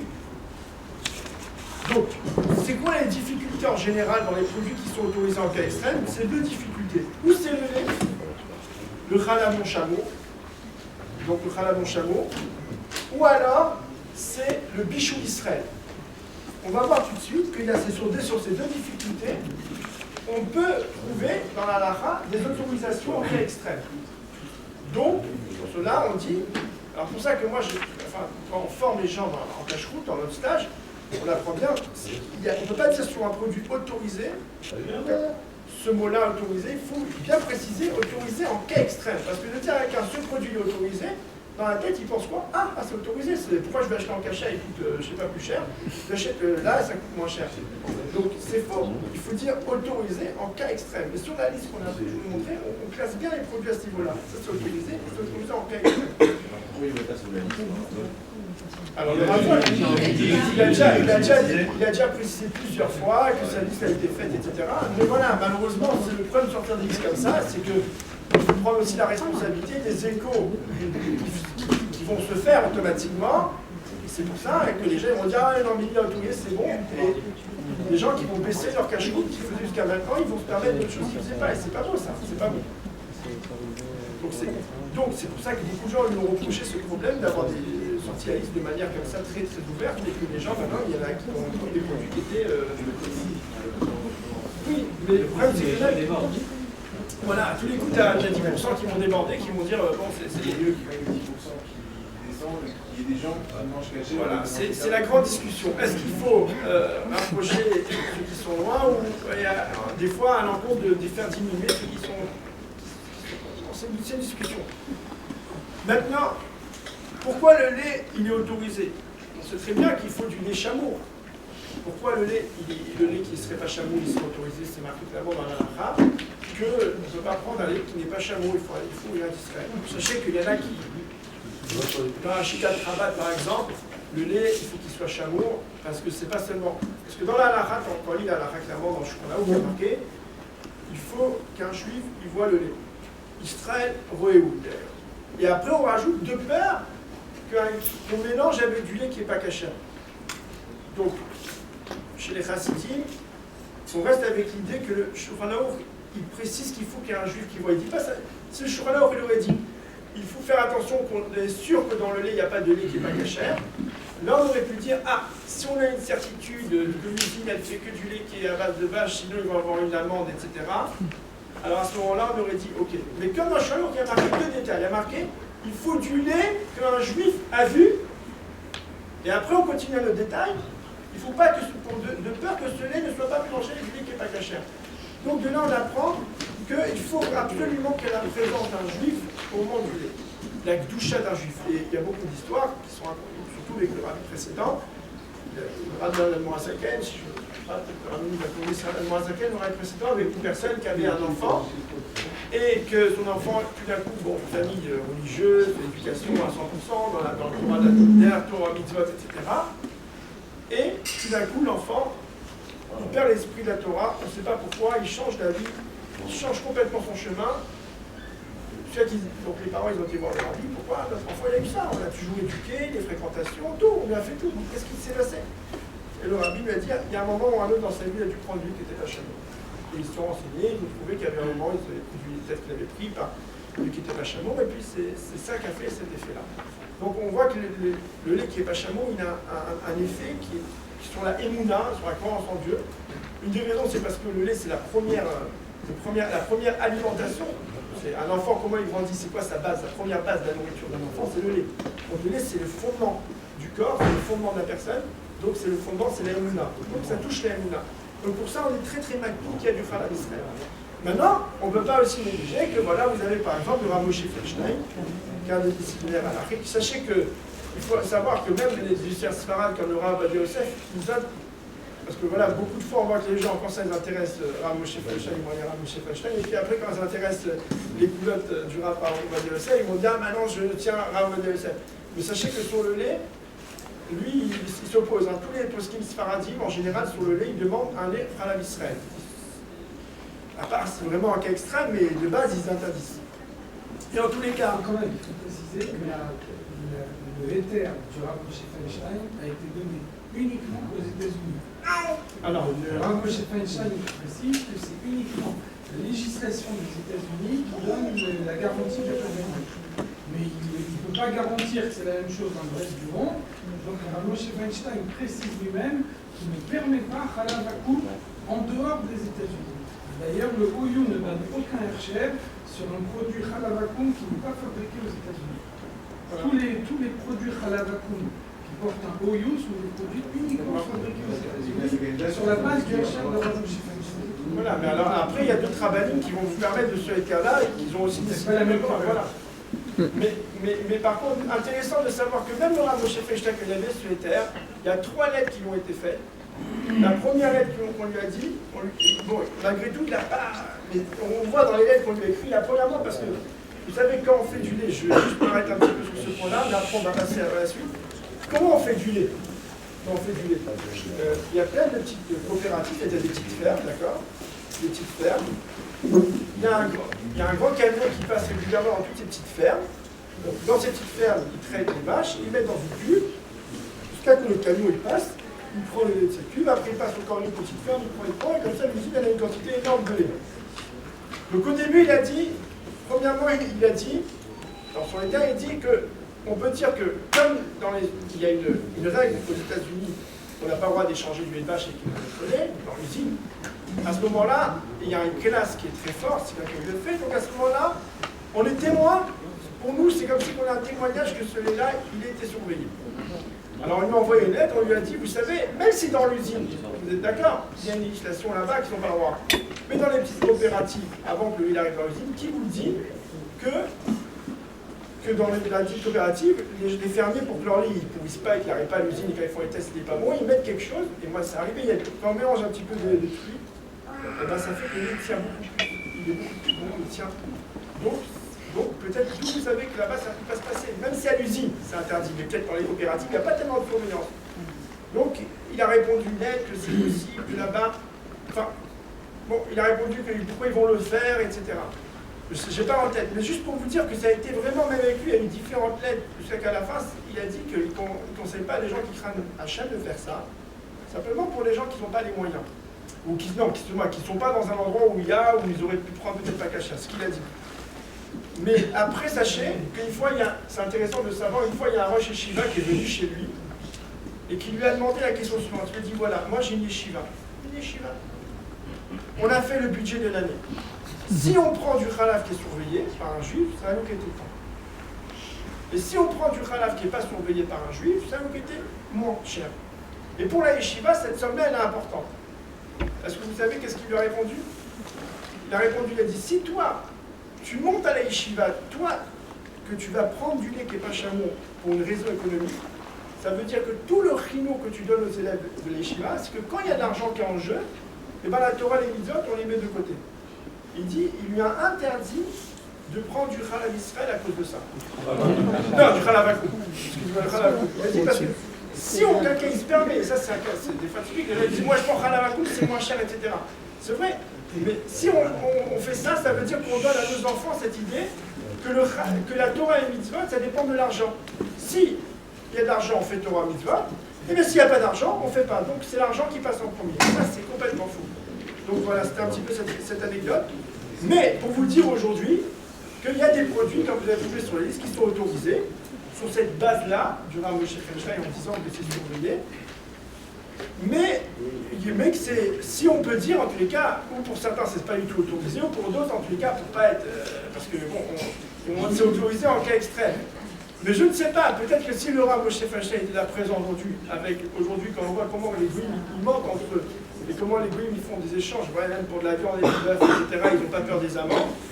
Je ne sais pas, peut-être s'ils auraient toujours autorisé. Dernièrement, un gars qui était dans une usine de lait, c'est le Rav Amram, un des experts du Rav Transporter, et qu'il est dans l'usine comme ça, et tout d'un coup, il voit qu'il y a un camion qui arrive. Alors vous savez, un inspecteur de cache-route, ça doit être un détective. Ça veut dire qu'il doit, tout ce qu'il voit de bizarre, il va tout de suite comprendre pourquoi. Même s'il n'a rien à faire avec ça, il faut qu'il inspecte tout de suite pourquoi il y a ça, tout d'un coup ça change. Et donc il voit un camion bizarre qui arrive dans cette usine, qui n'a pas l'habitude d'être là. Donc il demande au patron de l'usine, il dit mais je ne comprends pas pourquoi ce camion, c'est vrai que c'est pas mon affaire, moi je suis de production, hein, mais pourquoi il est là ce camion? Alors il dit, on a trouvé une nouvelle formule aujourd'hui, très bien, on a pas loin d'un abattoir, il lui reste des carcasses d'animal, il nous les livre, on les broie et on met ça dans le lait et ça fait que le lait peut tenir de manière extraordinaire, il tient et il a un goût énorme, etc. Mais c'est une petite quantité, c'est minime par rapport au lait qu'on fait. Donc il a vu clairement de ses yeux les processus qu'on peut faire en huilant le lait et que peut-être ils ne vont même pas être déclarés. Encore une fois, je vous dis, on ne peut pas dire, aujourd'hui avec ce qu'on voit, ce qu'on entend, on peut dire qu'il y a beaucoup de failles, etc. Et clairement, il a vu clairement que voilà, ça existe des mélanges, etc. pour que le lait tienne mieux, qu'il ait un meilleur goût. Question. Oui. Peut-être que je me trompe, comment ça se fait que se mettre à la biographie, c'est plus probablement que... Ah non, tous ceux qui tiennent que Khalab Norki, c'est... Les avocats qui ont fait la prison. Avocat, ça veut dire que c'est de la... Comment ça s'appelle? C'est de la poudre, il y a de la poudre qui vient à base de lui, qui n'est pas surveillée, mais c'est la même chose. Ceux qui... Le méquilibre, s'ils disent qu'on peut faire de la poudre. Il y en a qui disent que le dîme du Afkat, c'est le même dîme que le beurre, qui sont plus méquilibre. Oui, parce que c'est-à-dire que c'est... Mais ceux qui tiennent de oui, parce que c'est comme, on va voir, c'est comme pour le beurre, etc. Mais ceux qui tiennent de Khalab Israël, ça ne change pas, c'est la même chose. Si tu tiens qu'il faut Khalab Israël, c'est déjà le problème qui commence. Il y en a qui disent qu'ils prennent Khalab Israël pour le lait liquide, mais le beurre, ils vont prendre du beurre par exemple, normal, pas surveillé parce qu'il n'y a pas de lumière de Oui, alors, sur le beurre, t'as raison. Il y a Il y en a qui disent comme ça. il y a une coula que le beurre, il n'y a pas de problème ni de Khalab Israël parce que c'est pas possible de faire du beurre à base de Khalab Israël, à base d'un lait qui n'est pas cachère. Et il y en a qui vont te dire que, et aussi le beurre, il n'y a pas eu d'exéra comme le fromage. Mais c'est pas le thème du coup, mais il y a une couleur. Mais ceux qui tiennent qu'il faut quand même Khalab Israël, ils vont rester toujours sur la même idée qu'il faudra du Khalab Israël à 100%. Il n'a pas vu le jus dans ce cas-là. Non, il n'a pas vu. Voilà, nous, ceux qui tiennent Khalab Israël, quand on tient nous Khalab Israël, c'est pas le problème d'échange, c'est le problème qu'on veut qu'il y ait la doucha d'un juif qui était présent. Alors aussi, Il faut faire attention à les produits parfois surgelés qui viennent d'Israël, il y a du Afkatraz noté écrit. Et malheureusement, c'est pas normal, et ça je peux le dire parce qu'on est peut-être des consommateurs. Il va falloir qu'on s'impose un jour, et c'est important que les consommateurs ils s'imposent, que c'est pas possible qu'en France, on met plein de détails de la cache-route en hébreu. Il y a plein de détails comme ça, il y a des pauvres gens qui des fois ils veulent ramener des produits cachés à la maison pour les religieux. Ils se cassent la tête à aller dans un magasin, à prendre un produit caché pour offrir à un grec et religieux, et il arrive à la maison.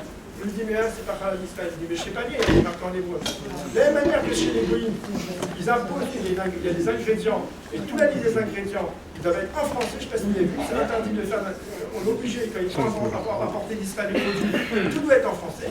De la même manière qu'il faut qu'en France, tous les ingrédients de la cache-route doivent être en français, et qu'il y a un numéro de téléphone de chaque ashgaha qu'on peut appeler si c'est une question. C'est pas normal. Moi, je vous dis, c'est petit à petit, ça va s'imposer vers les rabbinis, de leur dire, il faut que ce soit comme ça. Pourquoi on n'a pas le droit d'avoir les informations et de savoir qui a fait quand on a une question.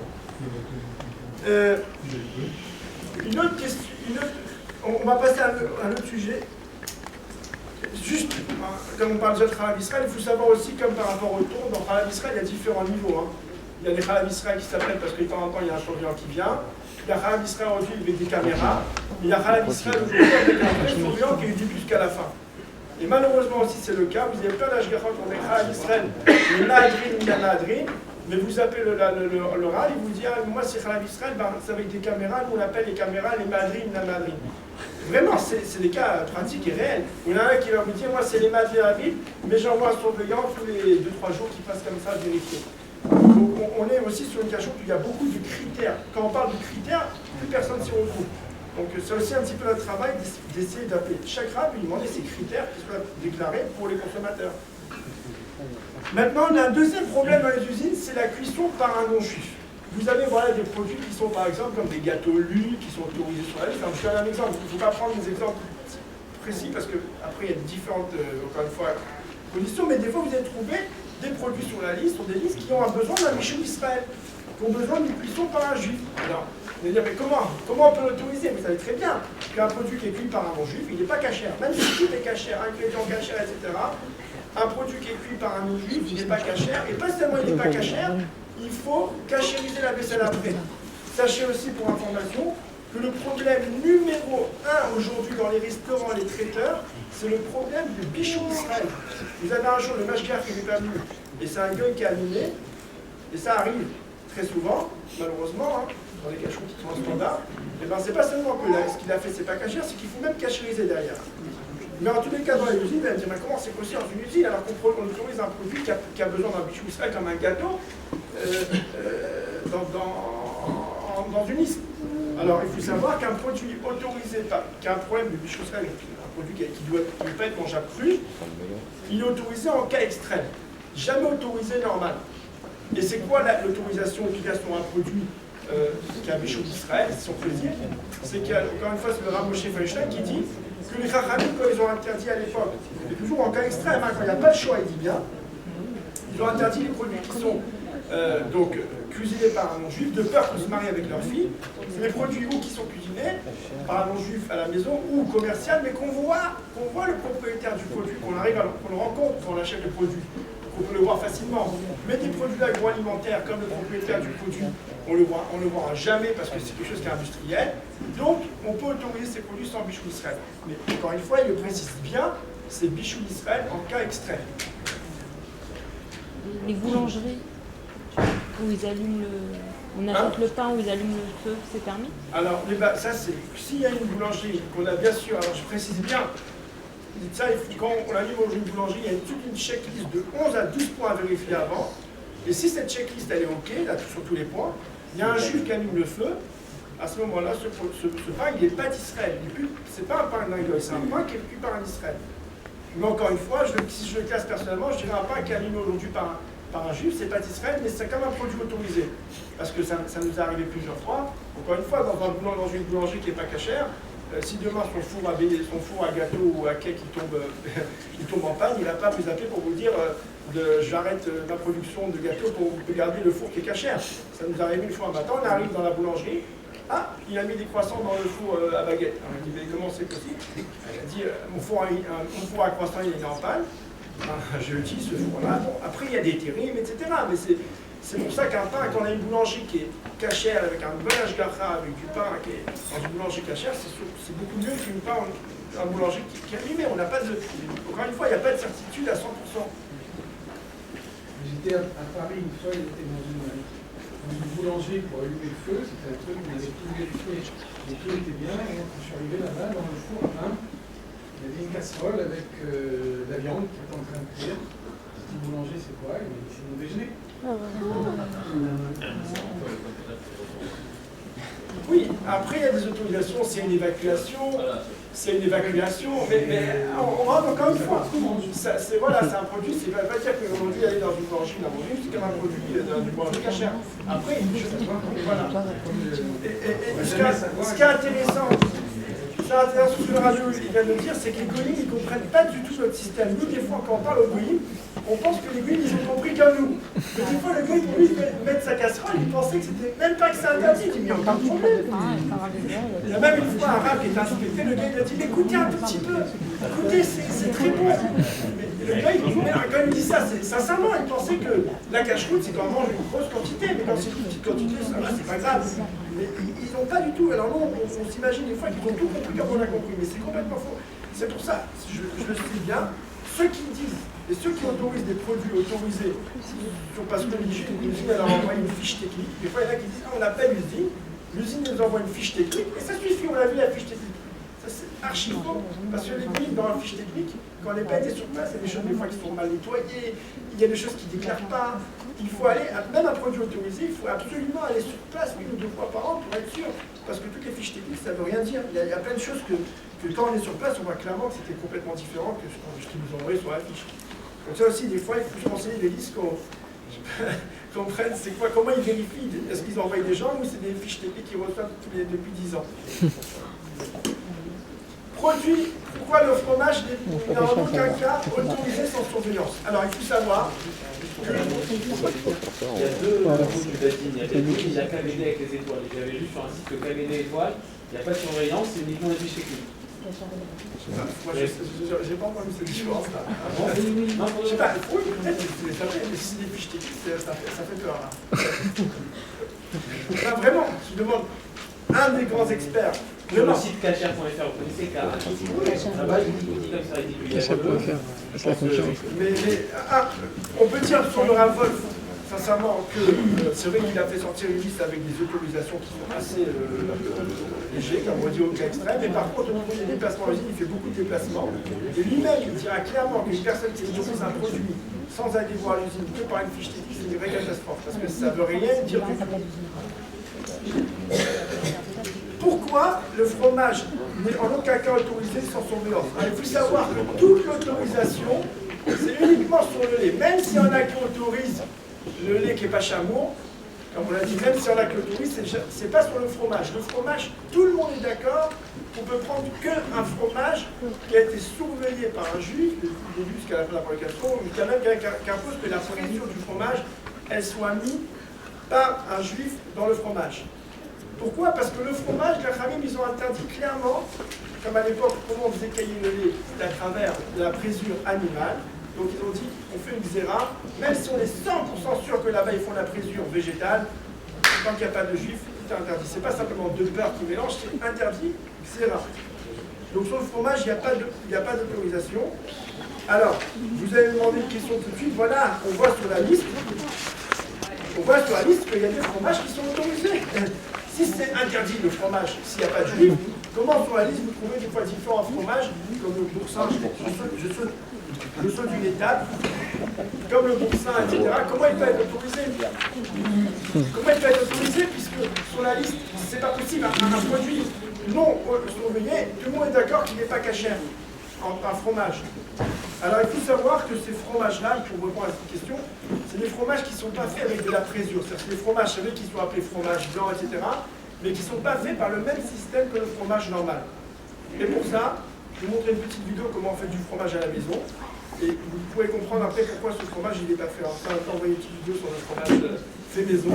Parce que quand on apprend tout ça, on dit je crois que c'est mieux de faire le fromage à la maison, ça coûte moins cher et c'est mieux, c'est les madries. Donc on fait une petite parenthèse et après, ça va nous permettre de comprendre les deux exercices.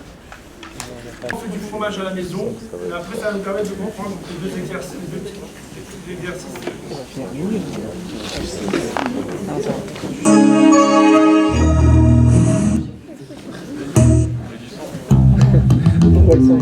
Le fromage fait maison.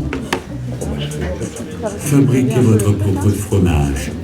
Cela a pour vous 3 avantages. Premièrement, une cache-route caméadrine, car c'est vous-même le producteur, et sans avoir besoin de cachériser quoi que ce soit. Deuxièmement, les matières premières simples, sans ajout de conservateurs ou d'additifs alimentaires. Troisièmement, un prix record. Pour 2 €, vous obtenez l'équivalent de 4 grands pots de fromage blanc. Première étape, voici les ingrédients dont vous avez besoin. 1 litre de lait demi-écrémé, stérilisé, UHT. Un petit Suisse nature. Une cuillère à café de jus de citron. Deuxième étape. Versez le petit Suisse nature dans la bassine.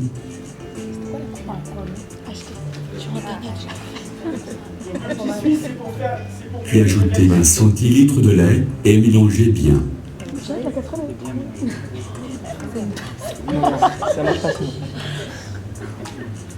Troisième étape. Versez à présent le reste du litre de lait.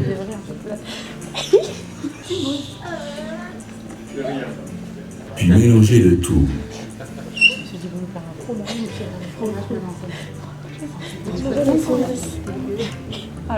Quatrième étape. Pressez un citron dans un verre. Le citron, c'est ce qui va faire la pression. C'est ce qui va faire coaginer le lait, séparer le caillé du lait. Puis versez le jus dans une cuillère à café. Pour ça, il traîne la calèche de veau. Faites attention de bien écarter les pépins. Puis, mélangez à nouveau.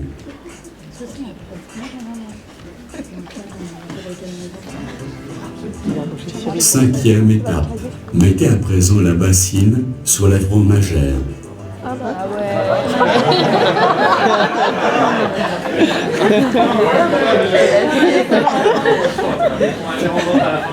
Et enclenchez le compteur pour 14 heures. Sixième étape. Retirez le couvercle transparent et couvrez la bassine. Mettez-la au réfrigérateur pour une durée de 3 heures. Attention, puisque le lait demi-crémé et plus léger, ne séparez pas encore les bassines. Et mettez le tout au réfrigérateur tel quel. Cinquième étape.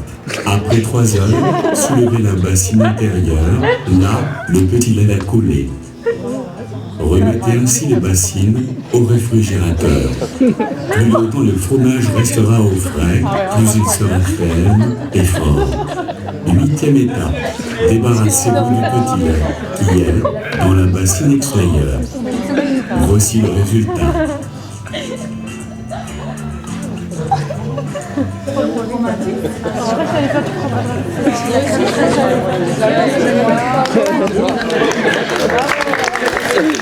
Sérieux. Donc c'est intéressant. C'est vrai que c'est beaucoup plus les madrines, Bémet, et c'est moins cher. Et c'est bon, c'est très bon. Ah, c'est 10 fois plus bon. De préparation. Voilà, il n'y a que le temps, ça prend beaucoup de temps. La main-d'œuvre, il n'y a pas beaucoup de main-d'œuvre. Maintenant, pourquoi je vous parlais de ça? C'est parce que les fromages nutritionnalistes, en fait, c'est des fromages qu'on ne retire pas le lait. C'est du fromage qu'on prend que du lait. Et avec le lait même, on Bien, pas tout de suite. le système de fromage, c'est quoi? C'est qu'on retire le petit lait du lait. On fait cailler le lait. Mais le système, le fromage qu'on appelle fromage, mais pour la race, ils ne sont pas appelés des fromages, donc ils ne sont pas interdits parce qu'on prend du lait, on garde avec le lait, ça s'appelle du lait. Et on en fait du fromage. C'est avec un autre système complètement différent que celle du fromage. Donc c'est pour ça que ceux qui autorisent du fromage, enfin, pour vous donner une idée, c'est que c'est appelé du fromage en termes français, mais en termes alariques, c'est pas fait la même procédure comme le fromage, donc on n'appelle pas ça du fromage. Mais en tous les cas, pour revenir, nous on observe des manières qu'il faut. D'ailleurs, le temps n'est pas le même pour consommer la viande après. Et oui. Ah, du fromage, oui, oui. Non, mais ça va pas changer. Même le fromage, c'est du fromage très dur pour 6 heures. Vous parlez pour les 6 heures. C'est quand c'est du fromage qui est très dur, mais qui laisse un goût sur la bouche. C'est-à-dire même. C'est même dans le fromage, il faut aujourd'hui un fromage très dur comme la mozzarella. Non, pas Non. Le fromage que utilise pour la mozzarella, c'est 1 heure. Mais il est dur ou pas? Après, il y a différent. Là, c'est Zabine.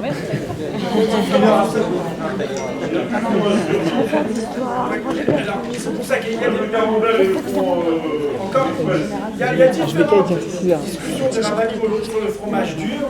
Est-ce que le fromage aujourd'hui, c'est appelé un fromage dur réellement ou pas? Parce que c'est plus comme à l'époque où on laisse 6 mois le fromage fermenté. Alors, moi, je suis ce que le Rav Kahn m'avait dit, si on trouve un fromage qui a les deux concepts du fromage, c'est-à-dire qu'il est dur en lui-même, et plus de ça, quand on le mange, il y a un goût fort, on prend 6 heures. Mais par contre, il y en a qui vont dire que même ça, il y en a qui vont dire qu'on prend 1 heure. Quelle est la différence? Excusez-moi, et le camembert, comment vous le considérez? Le camembert, si on va dans ce principe, il est mou, donc on attend 1 heure. Si on va dans ce principe. Obligé d'attendre 1 heure ou... Alors après, c'est aussi, on ne va pas rentrer, c'est un autre rapport. Il y a des différences, il y a la Sfaradim, l'Ashkenazim, tout ça. Quel est le statut du lactosérum?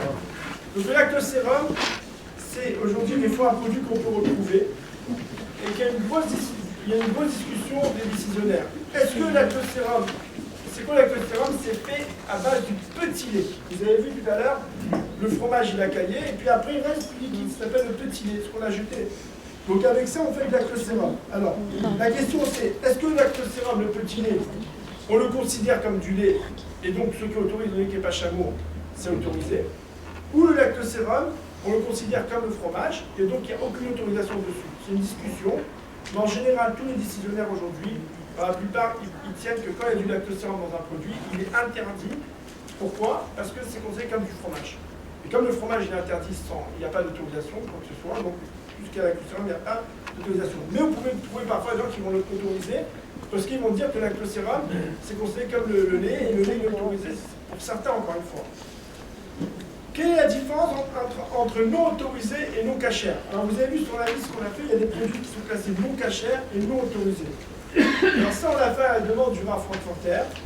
Il a dit de bien classer ces produits comme ça, parce que quand on dit non autorisé, c'est-à-dire qu'on ne sait pas. On n'a aucune vérification sur le produit, aucune visibilité sur le produit. Donc, quand on n'a pas de visibilité, on ne sait pas ce qui se passe, on n'autorise pas. Peut-être qu'il est cachère, peut-être qu'il n'est pas cachère, mais comme on ne sait pas, on ne peut pas autoriser un produit qu'on ne sait pas. Non cachère, c'est un produit vraiment, vous voyez ici dans la fiche technique, il y a des ingrédients non cachères. Là, en l'occurrence, c'est du fromage, donc c'est un produit qui est non cachère. Donc, ça veut dire que c'est sûr que ce produit n'est pas cachère. Bon, alors vous allez dire, pour nous, en fin de compte, il n'y a pas de différence, on ne mange pas. Bon, mais des fois, il y a peut-être une différence pour la cachérisation d'un produit. Quelqu'un n'a mangé pas cachère, et il a trouvé un produit non autorisé. Si on ne voit rien, on pourra peut-être autoriser une cachérisation plus légère. Si c'est un produit qui est non cachère, il faudra vraiment cachériser. Donc ça, mais on a préféré quand même classer de manière, avec un classement qui est clair et qui définit le plus précis le produit. Donc non cachère et non autorisé. Si la composition d'un produit a l'air autorisé, mais le produit ne figure sur aucune liste, que dois-je faire? Donc voilà, des fois vous avez déjà dit, j'ai vu un produit et je vois je vois la liste du produit, tous les ingrédients qui sont sur la liste du produit, ils sont entièrement cachers. Qu'est-ce que vous dites? Est-ce qu'on peut autoriser ce produit ou pas? Non, pourquoi non? Mais tout est caché.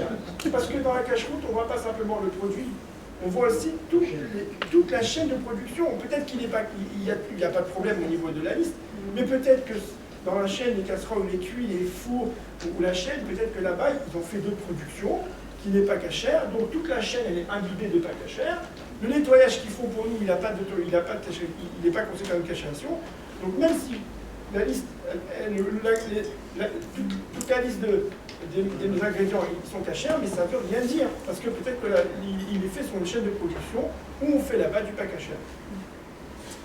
Alors, quels sont les additifs problématiques les plus fréquents?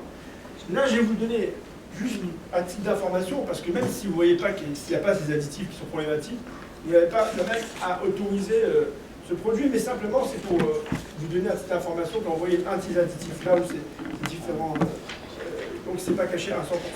Alors, enfin à 100%, mais en tout cas il y a un problème, c'est sûr. Dans les colorants, donc vous avez quand vous voyez le E120, c'est à base de cochenille. Donc c'est la couleur rouge en général et qui est fait à base d'insectes broyés. On broie des insectes qui donnent donc la couleur rouge et donc c'est ça qui fait que le produit il est devenu rouge. Donc le E120 il est de base interdit. Après je dis pas que là je vous donne juste les bases. Après il y a encore d'autres qui ne sont pas cités ici, mais c'est juste pour un titre d'information. Le 163 c'est aussi de la couleur rouge. Donc oxyane, pourquoi l'huile interdit? Parce que cette couleur rouge, elle peut provenir de raisin, du rouge des raisins. Donc, on va me dire le raisin c'est un problème, puisque si ça vient des raisins, en général, le rouge il a été pressé du raisin, des raisins rouges, donc ça a un problème de vin, et le vin qui est d'un non-juif, il n'est pas caché. L'antioxydant, donc l'antioxydant, ça sert à faire quoi? C'est une molécule qui diminue ou empêche d'autres substances chimiques. Ça, on met ça dans les produits pour le préserver de problèmes chimiques ou d'autres ingrédients dans le produit qui peuvent poser problème. Ça entre guillemets, ça désinfecte un petit peu les problèmes chimiques qu'il peut y avoir dans le produit. Donc vous comprenez que les produits agroalimentaires, il y a aussi des problèmes chimiques. C'est le E304. Donc, c'est la palmita d'ascorbile. Donc, le problème qu'il y a ici, c'est que ce E304, il peut être fait à base d'alcool. C'est pas à tous les coups, mais il y a une possibilité qu'il peut être fait avec de l'alcool. La fabrication, elle peut être faite à base d'alcool, donc automatiquement, tant qu'on n'a pas de certitude que ce n'est pas à base d'alcool, on l'interdit. Les émulsifiants. Alors, l'émulsifiant, c'est ce qui empêche quand vous avez une sauce, par exemple, des jus, que la sauce, elle ne se sépare pas en deux parties. Vous savez, des fois, par exemple, vous gardez un jus, vous avez fait du jus à la maison, par exemple, jus d'orange, vous allez voir qu'à un moment, dans le jus, il y a une séparation totale de la matière épaisse et de la matière liquide. Et puis après, vous vous retrouvez avec tout ce qui est épais, c'est en haut, et tout ce qui est liquide, c'est en bas, ça monte, ça flotte.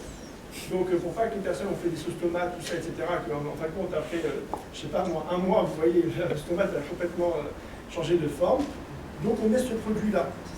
Et là aussi, du E430 jusqu'au E436, encore une fois, je précise bien, je vous donne des principes là. Il y a d'autres E qu'on n'a pas peut-être cités ici, qui sont aussi interdits, juste pour vous donner un petit peu des principes, les basiques. Tous ceux-là de 31, 32, 33, 36, ils sont aussi interdits parce qu'ils sont issus de matières grasses d'origine donc animale en général. Alors pour cela, dans le cachère, si une surveillance, elle va demander dans la production de faire ce même produit-là, mais qui sera surveillé, qui est à base végétale. Les acidifiants, ça permet aussi de rendre des produits plus acides, enfin pour le goût, pour corriger l'acidité des aliments. Donc du E334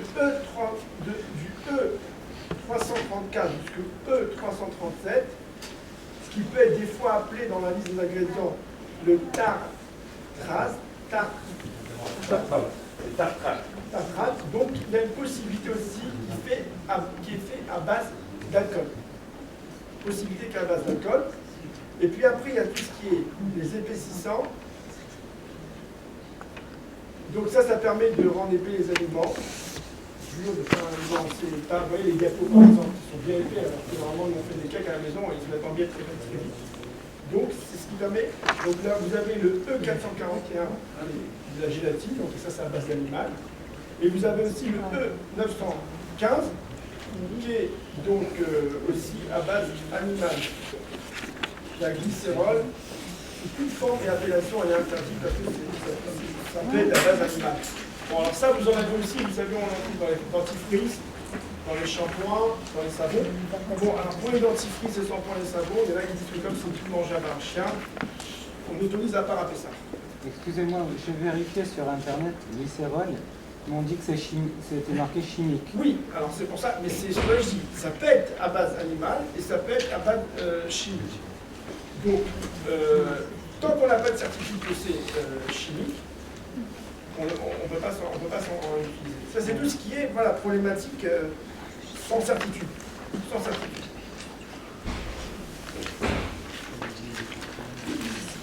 Après, voilà, ce qu'on a fait ici sur la piste qu'on va présenter, c'est qu'on a essayé de relier, par exemple, différents habits. Voilà. Par exemple, sur l'été. L'été à infusion, est-ce que les thés sont autorisés ou pas? Et là, on a une liste, en général, qui va avec divers avis. Vous avez par exemple, le benzine de Paris, en général, il est marqué. Il interdit tous les thés, à part les thés nature, mais tout ce qui a des arômes, il est interdit parce que les arômes qui peuvent être faits, ça peut être fait avec des produits qui ne sont pas cachés. Pour faire l'arôme, il y a différents goûts. Dans le système de fabrication, on peut utiliser des produits pas cachés. Donc tant qu'on n'a pas de certitude, on interdit. Et puis après, dans ce même produit, pour donner une idée, le rapport, il doit autoriser. Parce qu'il va se dire que même, il va vous dire, même si c'est fait, c'est Batel de chichi, c'est Batel, etc. Même s'il y a eu le cas, il va donner des permissions à l'infini. Donc, sur un produit comme ça, par exemple, je vais vous montrer sur la liste même.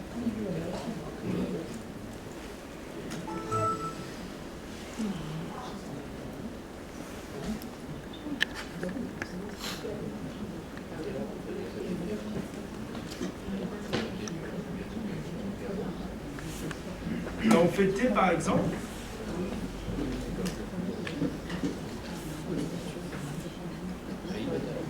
Donc là aussi, vous avez par exemple, regarde, donc le premier, vous voyez la marque, le nom, autorisé.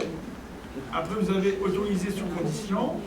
Et puis après, voilà, vous avez un thé vert menthe, divers avis. Donc on va voir c'est quoi les divers avis.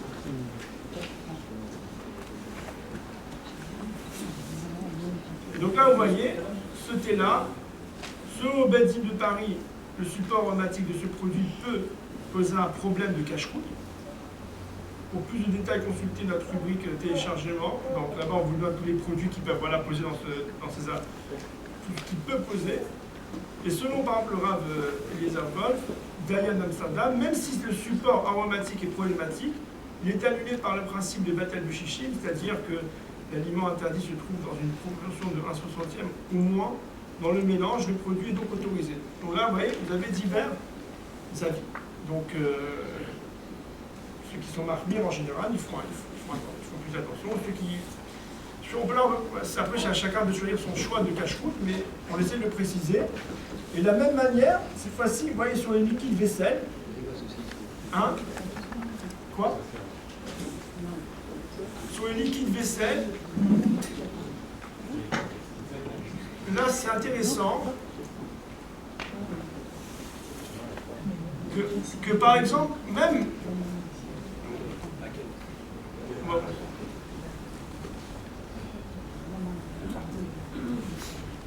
donc là aussi vous avez des liquides vaisselle qui sont de base autorisés, et puis tout d'un coup vous allez apparaître divers avis, donc on regarde.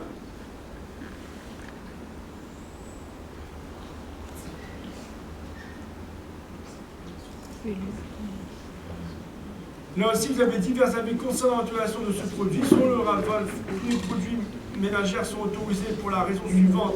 Et Raoul Arfilat Kelev, c'est un produit que même un chien ne peut pas manger. Selon le Bédine de Paris, ce produit n'est pas autorisé pour la raison qu'il faut adopter une conduite pieuse, même avec un produit qu'on ne mange pas, mais qu'on utilise.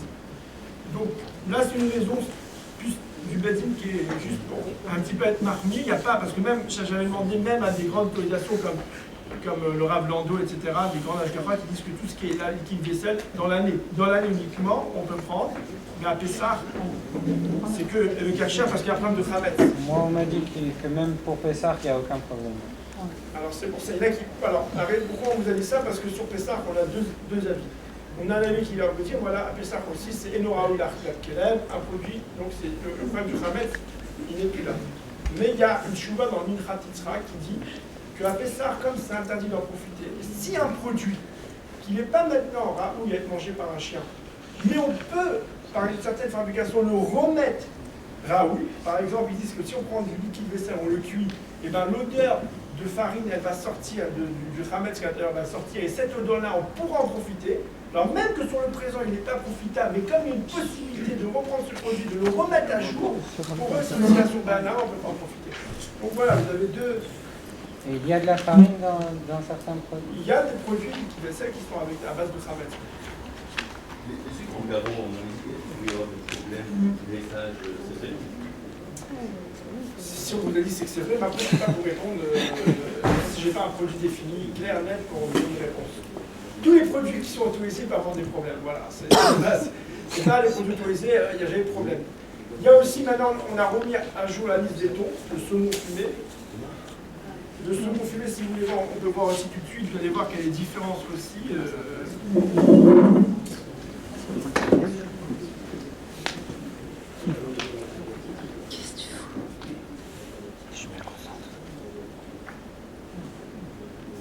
Produits autorisés.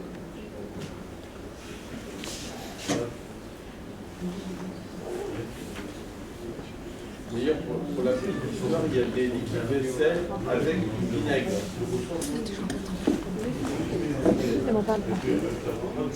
Oui, mais ceux, ils vont dire qu'à partir de ce liquide vaisselle, c'est incroyable.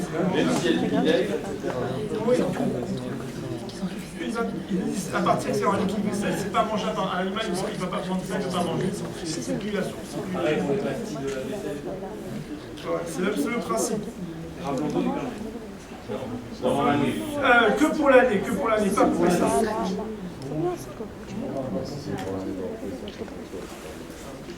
Après, comme il y a une liste qui est interdite, comme le rabbi, je sais dès qu'il y a quelqu'un qui est interdit, le rabbi, il s'abstient. Vous avez aussi sur les saumons fumés, vous voyez, il y a par exemple des saumons fumés qui sont autorisés par tout le monde. Le labéry. Alors, sachez qu'il y a des cache-routes qui ne... Bon, quels sont les problèmes du saumon fumé? Il y a la saumonette. Oui, mais la saumonnette, on ne s'en pas beaucoup. C'est pas du tout mon style. Le seul poisson consomme à saumon fumé, c'est la truite. Sur les saumons fumés, il n'y a pas tellement de problème au niveau des écailles. Fumé, c'est pas bichou, il n'y a pas de problème. Le saumon fumé, il n'y a pas énormément de problèmes. Mais il y avait des problèmes, on va voir, dans ces divers avis, qui sont possibles. Voilà. Mais il n'y a plus maintenant, mais c'est un problème qui existait. Alors voilà, vous avez un saumon, il y a divers avis dessus. Comme selon certains avis, le bédino, il est interdit. Pourquoi? Parce qu'il y a différents problèmes qui peuvent avoir des injections de colorants. Voilà, des fois on peut prendre plus rose de notre saumon avec sur le colorant. Fumage de poissons interdits dans le fumoir. Utilisation de baudruche. Selon d'autres avis, il va vous dire que ces produits sont autorisés le rabot, car même si ce projet est avéré, selon eux, est très peu probable, et d'abord c'était très peu probable d'après eux, cela ne constitue pas un problème de cache-route parce qu'il va vous dire c'est Batel, etc., etc. Donc, vous avez aussi divers avis, voilà. Donc, encore une fois, pourquoi on met ça? Parce que ceux qui font une cache-route qui s'appelle les Mahadrim, ils ne peuvent pas dire chez moi c'est les Mahadrim, mais en fin de compte, ils vous donnent des produits qui sont, voilà, de ce type-là. Ceux qui vous disent, malheureusement, qui connaissent la cache-route, qui commencent la cache-route au début, et pas trop leur demander parce que sinon ça devient impossible. Donc là, on les oriente pour ça. Mais on ne peut pas, voilà, on ne peut pas, encore une fois, quelqu'un qui a l'habitude de faire bien, de faire ses cache-routes, il appelle chez lui, chez moi on peut manger, il fait les madrines. S'il dit qu'il prend des produits qui sont sur des divers avis ou en cas extrême, même autorisés mais très légers, c'est pas bon. Donc là, on a terminé l'exercice. S'il y a différentes questions, avec plaisir. Et sinon, après, on peut montrer une vidéo pour terminer le chinois. Les labéries, en fin de compte, ils sont bons ou pas? Donc, alors, les labéries où ils sont autorisés. Autorisés par tout le monde. Alors, il faut pas. Il faut pour tout le monde. Encore une fois, je veux pas me préciser. Il y a une liste, parce que les Baruch Hashem, il y a beaucoup de catégories. Je vous invite à aller voir la liste sur le site. Je n'ai pas envie de faire d'erreur. Simplement, il faut aussi savoir que sur les saumons, il y a peut-être une faille aussi de la cache-route. C'est que comme il y en a qui mettent des étiquettes qui autorisent le saumon avec un certificat, et donc ils veulent pas autoriser le saumon sans certificat. Ça, c'est une des raisons pourquoi la mairie n'était pas autorisée jusqu'à maintenant. Parce que là, qu'ils font un certificat dessus, donc on ne peut pas dire qu'il est autorisé sans certificat. Bon, maintenant, s'il faut un certificat avec des surveillants qui sont sur place depuis le début jusqu'à la fin, peut-être le certificat, il vaut le coup. Mais s'il faut un tampon et qu'en fin de compte, il n'y a personne qui est sur place, simplement il y a un tampon, ça, c'est malheureusement pas beau. C'est pas beau. Voilà. Au niveau du ton, le thon d'origine dans les pays d'origine, comme le thon en Tunisie, le Sidi Daoud, ou bien le thon, comme on l'a dit au début du cours, il faut absolument déjà être sûr que c'est du thon cachère, donc il faut quelqu'un qui a vérifié les écailles. S'il arrive sans écailles, c'est problématique. On ne peut pas autoriser un thon. On conserve. Oui, mais il n'a pas d'écailles. Donc qui vous dit que c'est du thon qui d'abord. On met un herchère dessus. Ah, si herchère, ah oui, non, il y a herchère, mais le thon sans herchère. Sans herchère, il n'y a pas de. Je vois pas comment l'autoriser s'il arrive. Qui vous dit que c'est du thon qui est comme je dis au début du cours. C'était consommé à l'époque. Par les autorités, maintenant ça a changé. Dernièrement, on travaille beaucoup sur la chimita. On travaille beaucoup sur la chimita. Et peut-être Ramon lui dira, il y a une lettre du rabbi, quelqu'un en Israël, vous savez, sur la chimita, il y a différentes autorisations. Il y en a qui font été à Bechira. Enfin bon, je ne vais pas rentrer dans les détails de la chimita, mais il y a un qui écrit au rabbi. Il dit au rabbi, vous savez, le rabbi dit, comment ça se fait que j'ai entendu que tu as travaillé pendant l'année de la chimita sur un éther?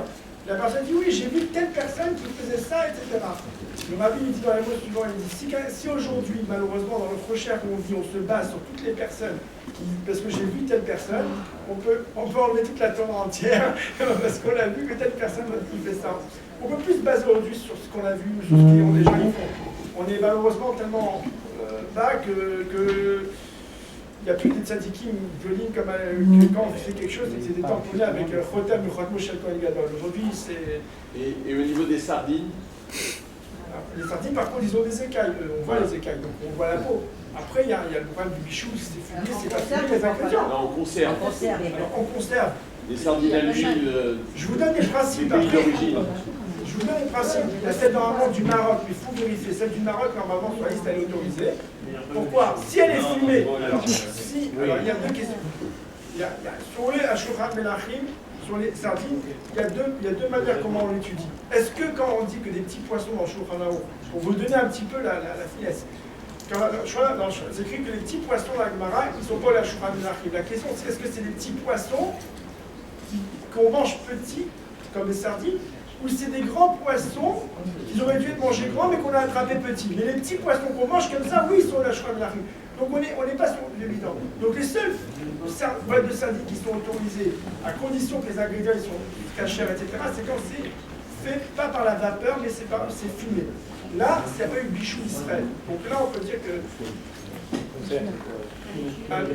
des fois, il y a un conserve, c'est fumé, des fois, des fois, c'est à la vapeur. C'est des boîtes de conserve, on les cuit à la vapeur, ça c'est comme un bichou. Après, il y a l'autorisation, comme ceux qui ont dit, qu'on autorise quand c'est agroalimentaire, il n'y a pas un bichou d'Israël, sans extrait. Mais, regardez chaque produit, il faut l'analyser en soi. Et toutes les conserves, c'est bichou de la banderie. Hein? Toutes les conserves, c'est bichou de banderie. Ça dépend quel. Pas tout est stérilisé par la chaleur. Oui, mais il y a des produits qui ne sont pas mangés à cru, donc qui n'est pas vraiment du bichou d'Israël. Il y a des produits qui sont pas au lait à Shulchan Melachim. Par exemple, le maïs. Le maïs, aujourd'hui, c'est une grande question. Est-ce qu'on peut dire que le maïs, il a besoin de Bishul Israël ou pas? Bon, la plupart des rabbins disent que le maïs, il n'a pas besoin de Bishul Israël. Donc on peut prendre. Il y en a qui sont marqués, on dit mal le maïs, il a besoin de Bishul Israël.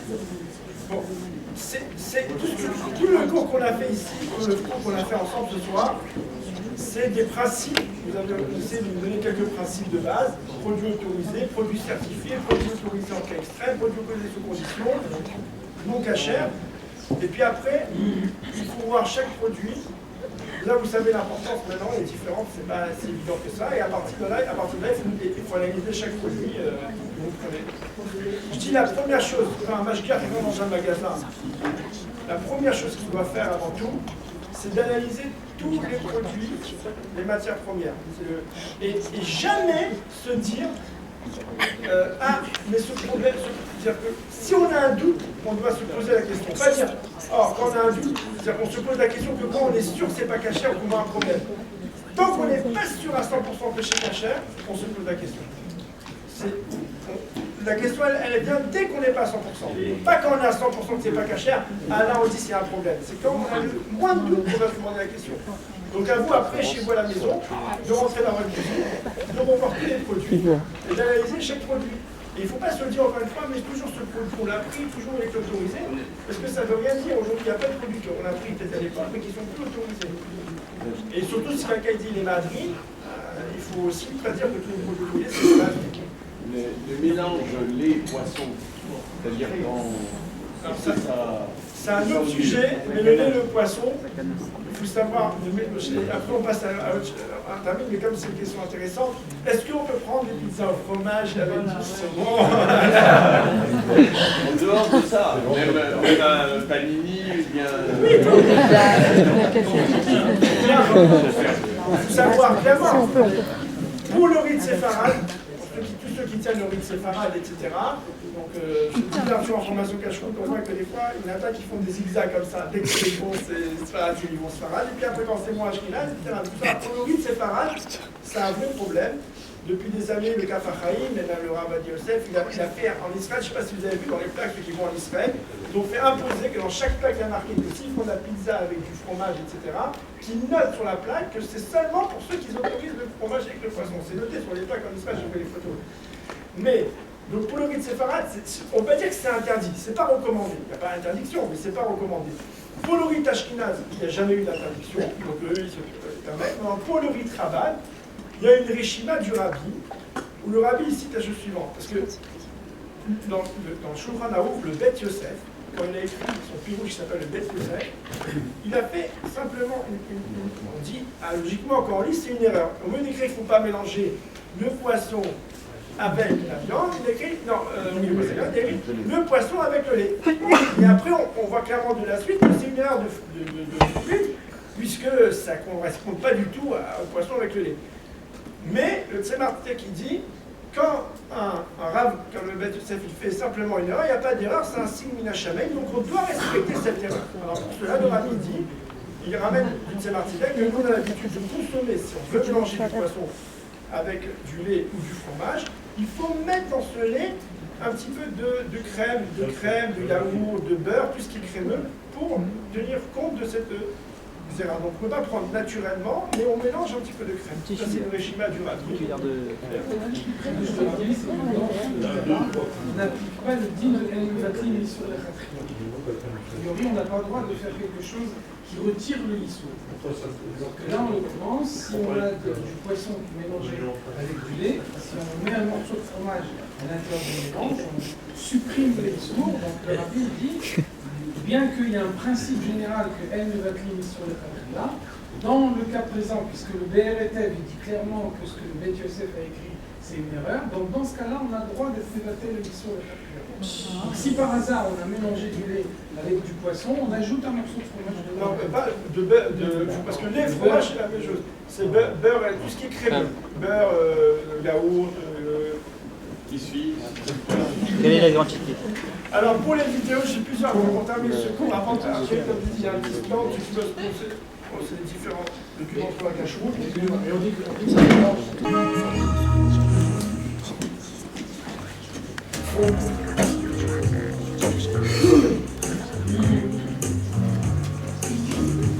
Les fruits et les légumes d'Israël ainsi que tous leurs dérivés, comme les jus, sont soumis à différents prélèvements. Premier prélèvement.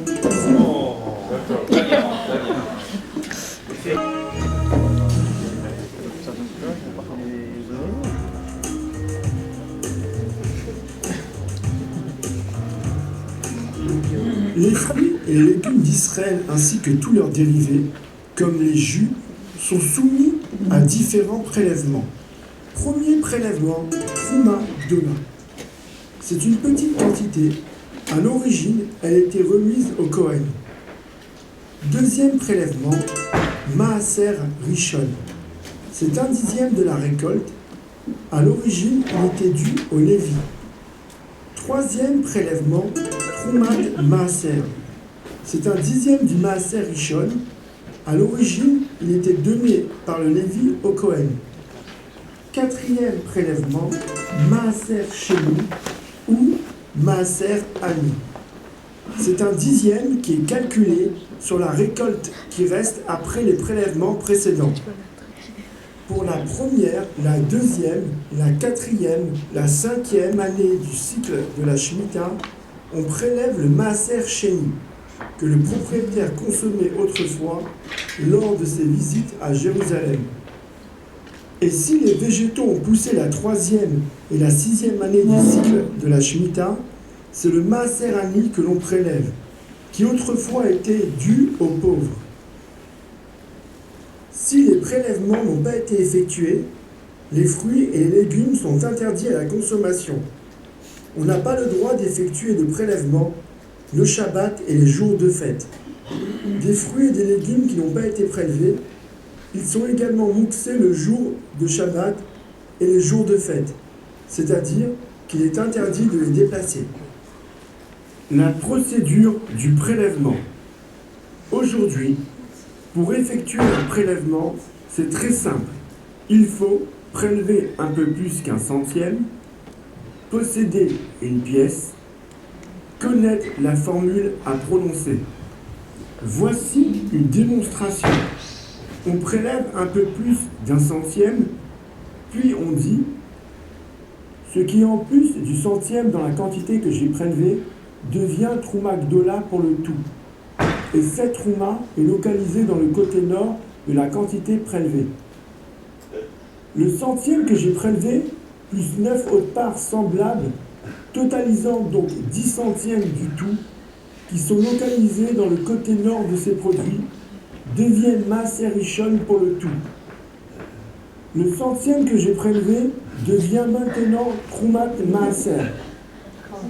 1/10 de ce qui reste maintenant dans les produits et qui est localisé dans le côté sud devient Maaser Sheni ou Maaser Ani selon ce qui est dit.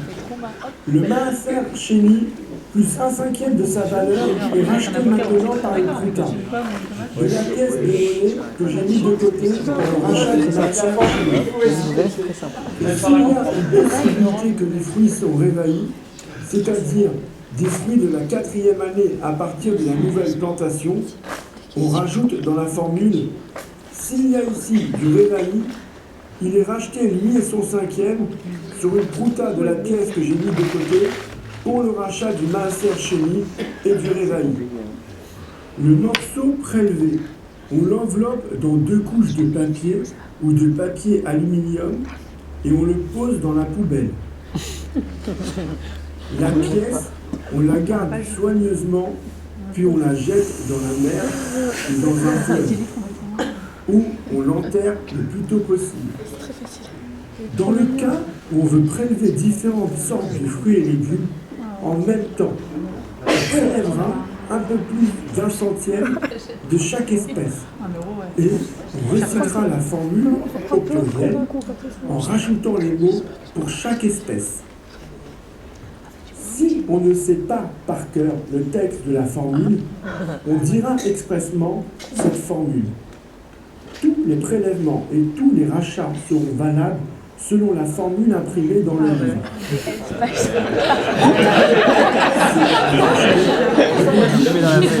C'est plusieurs commerçants. Ou même si l'on a acheté dans un même magasin mais à des jours différents. Il faudra effectuer des prélèvements séparés sur chaque achat dans chaque magasin chaque jour.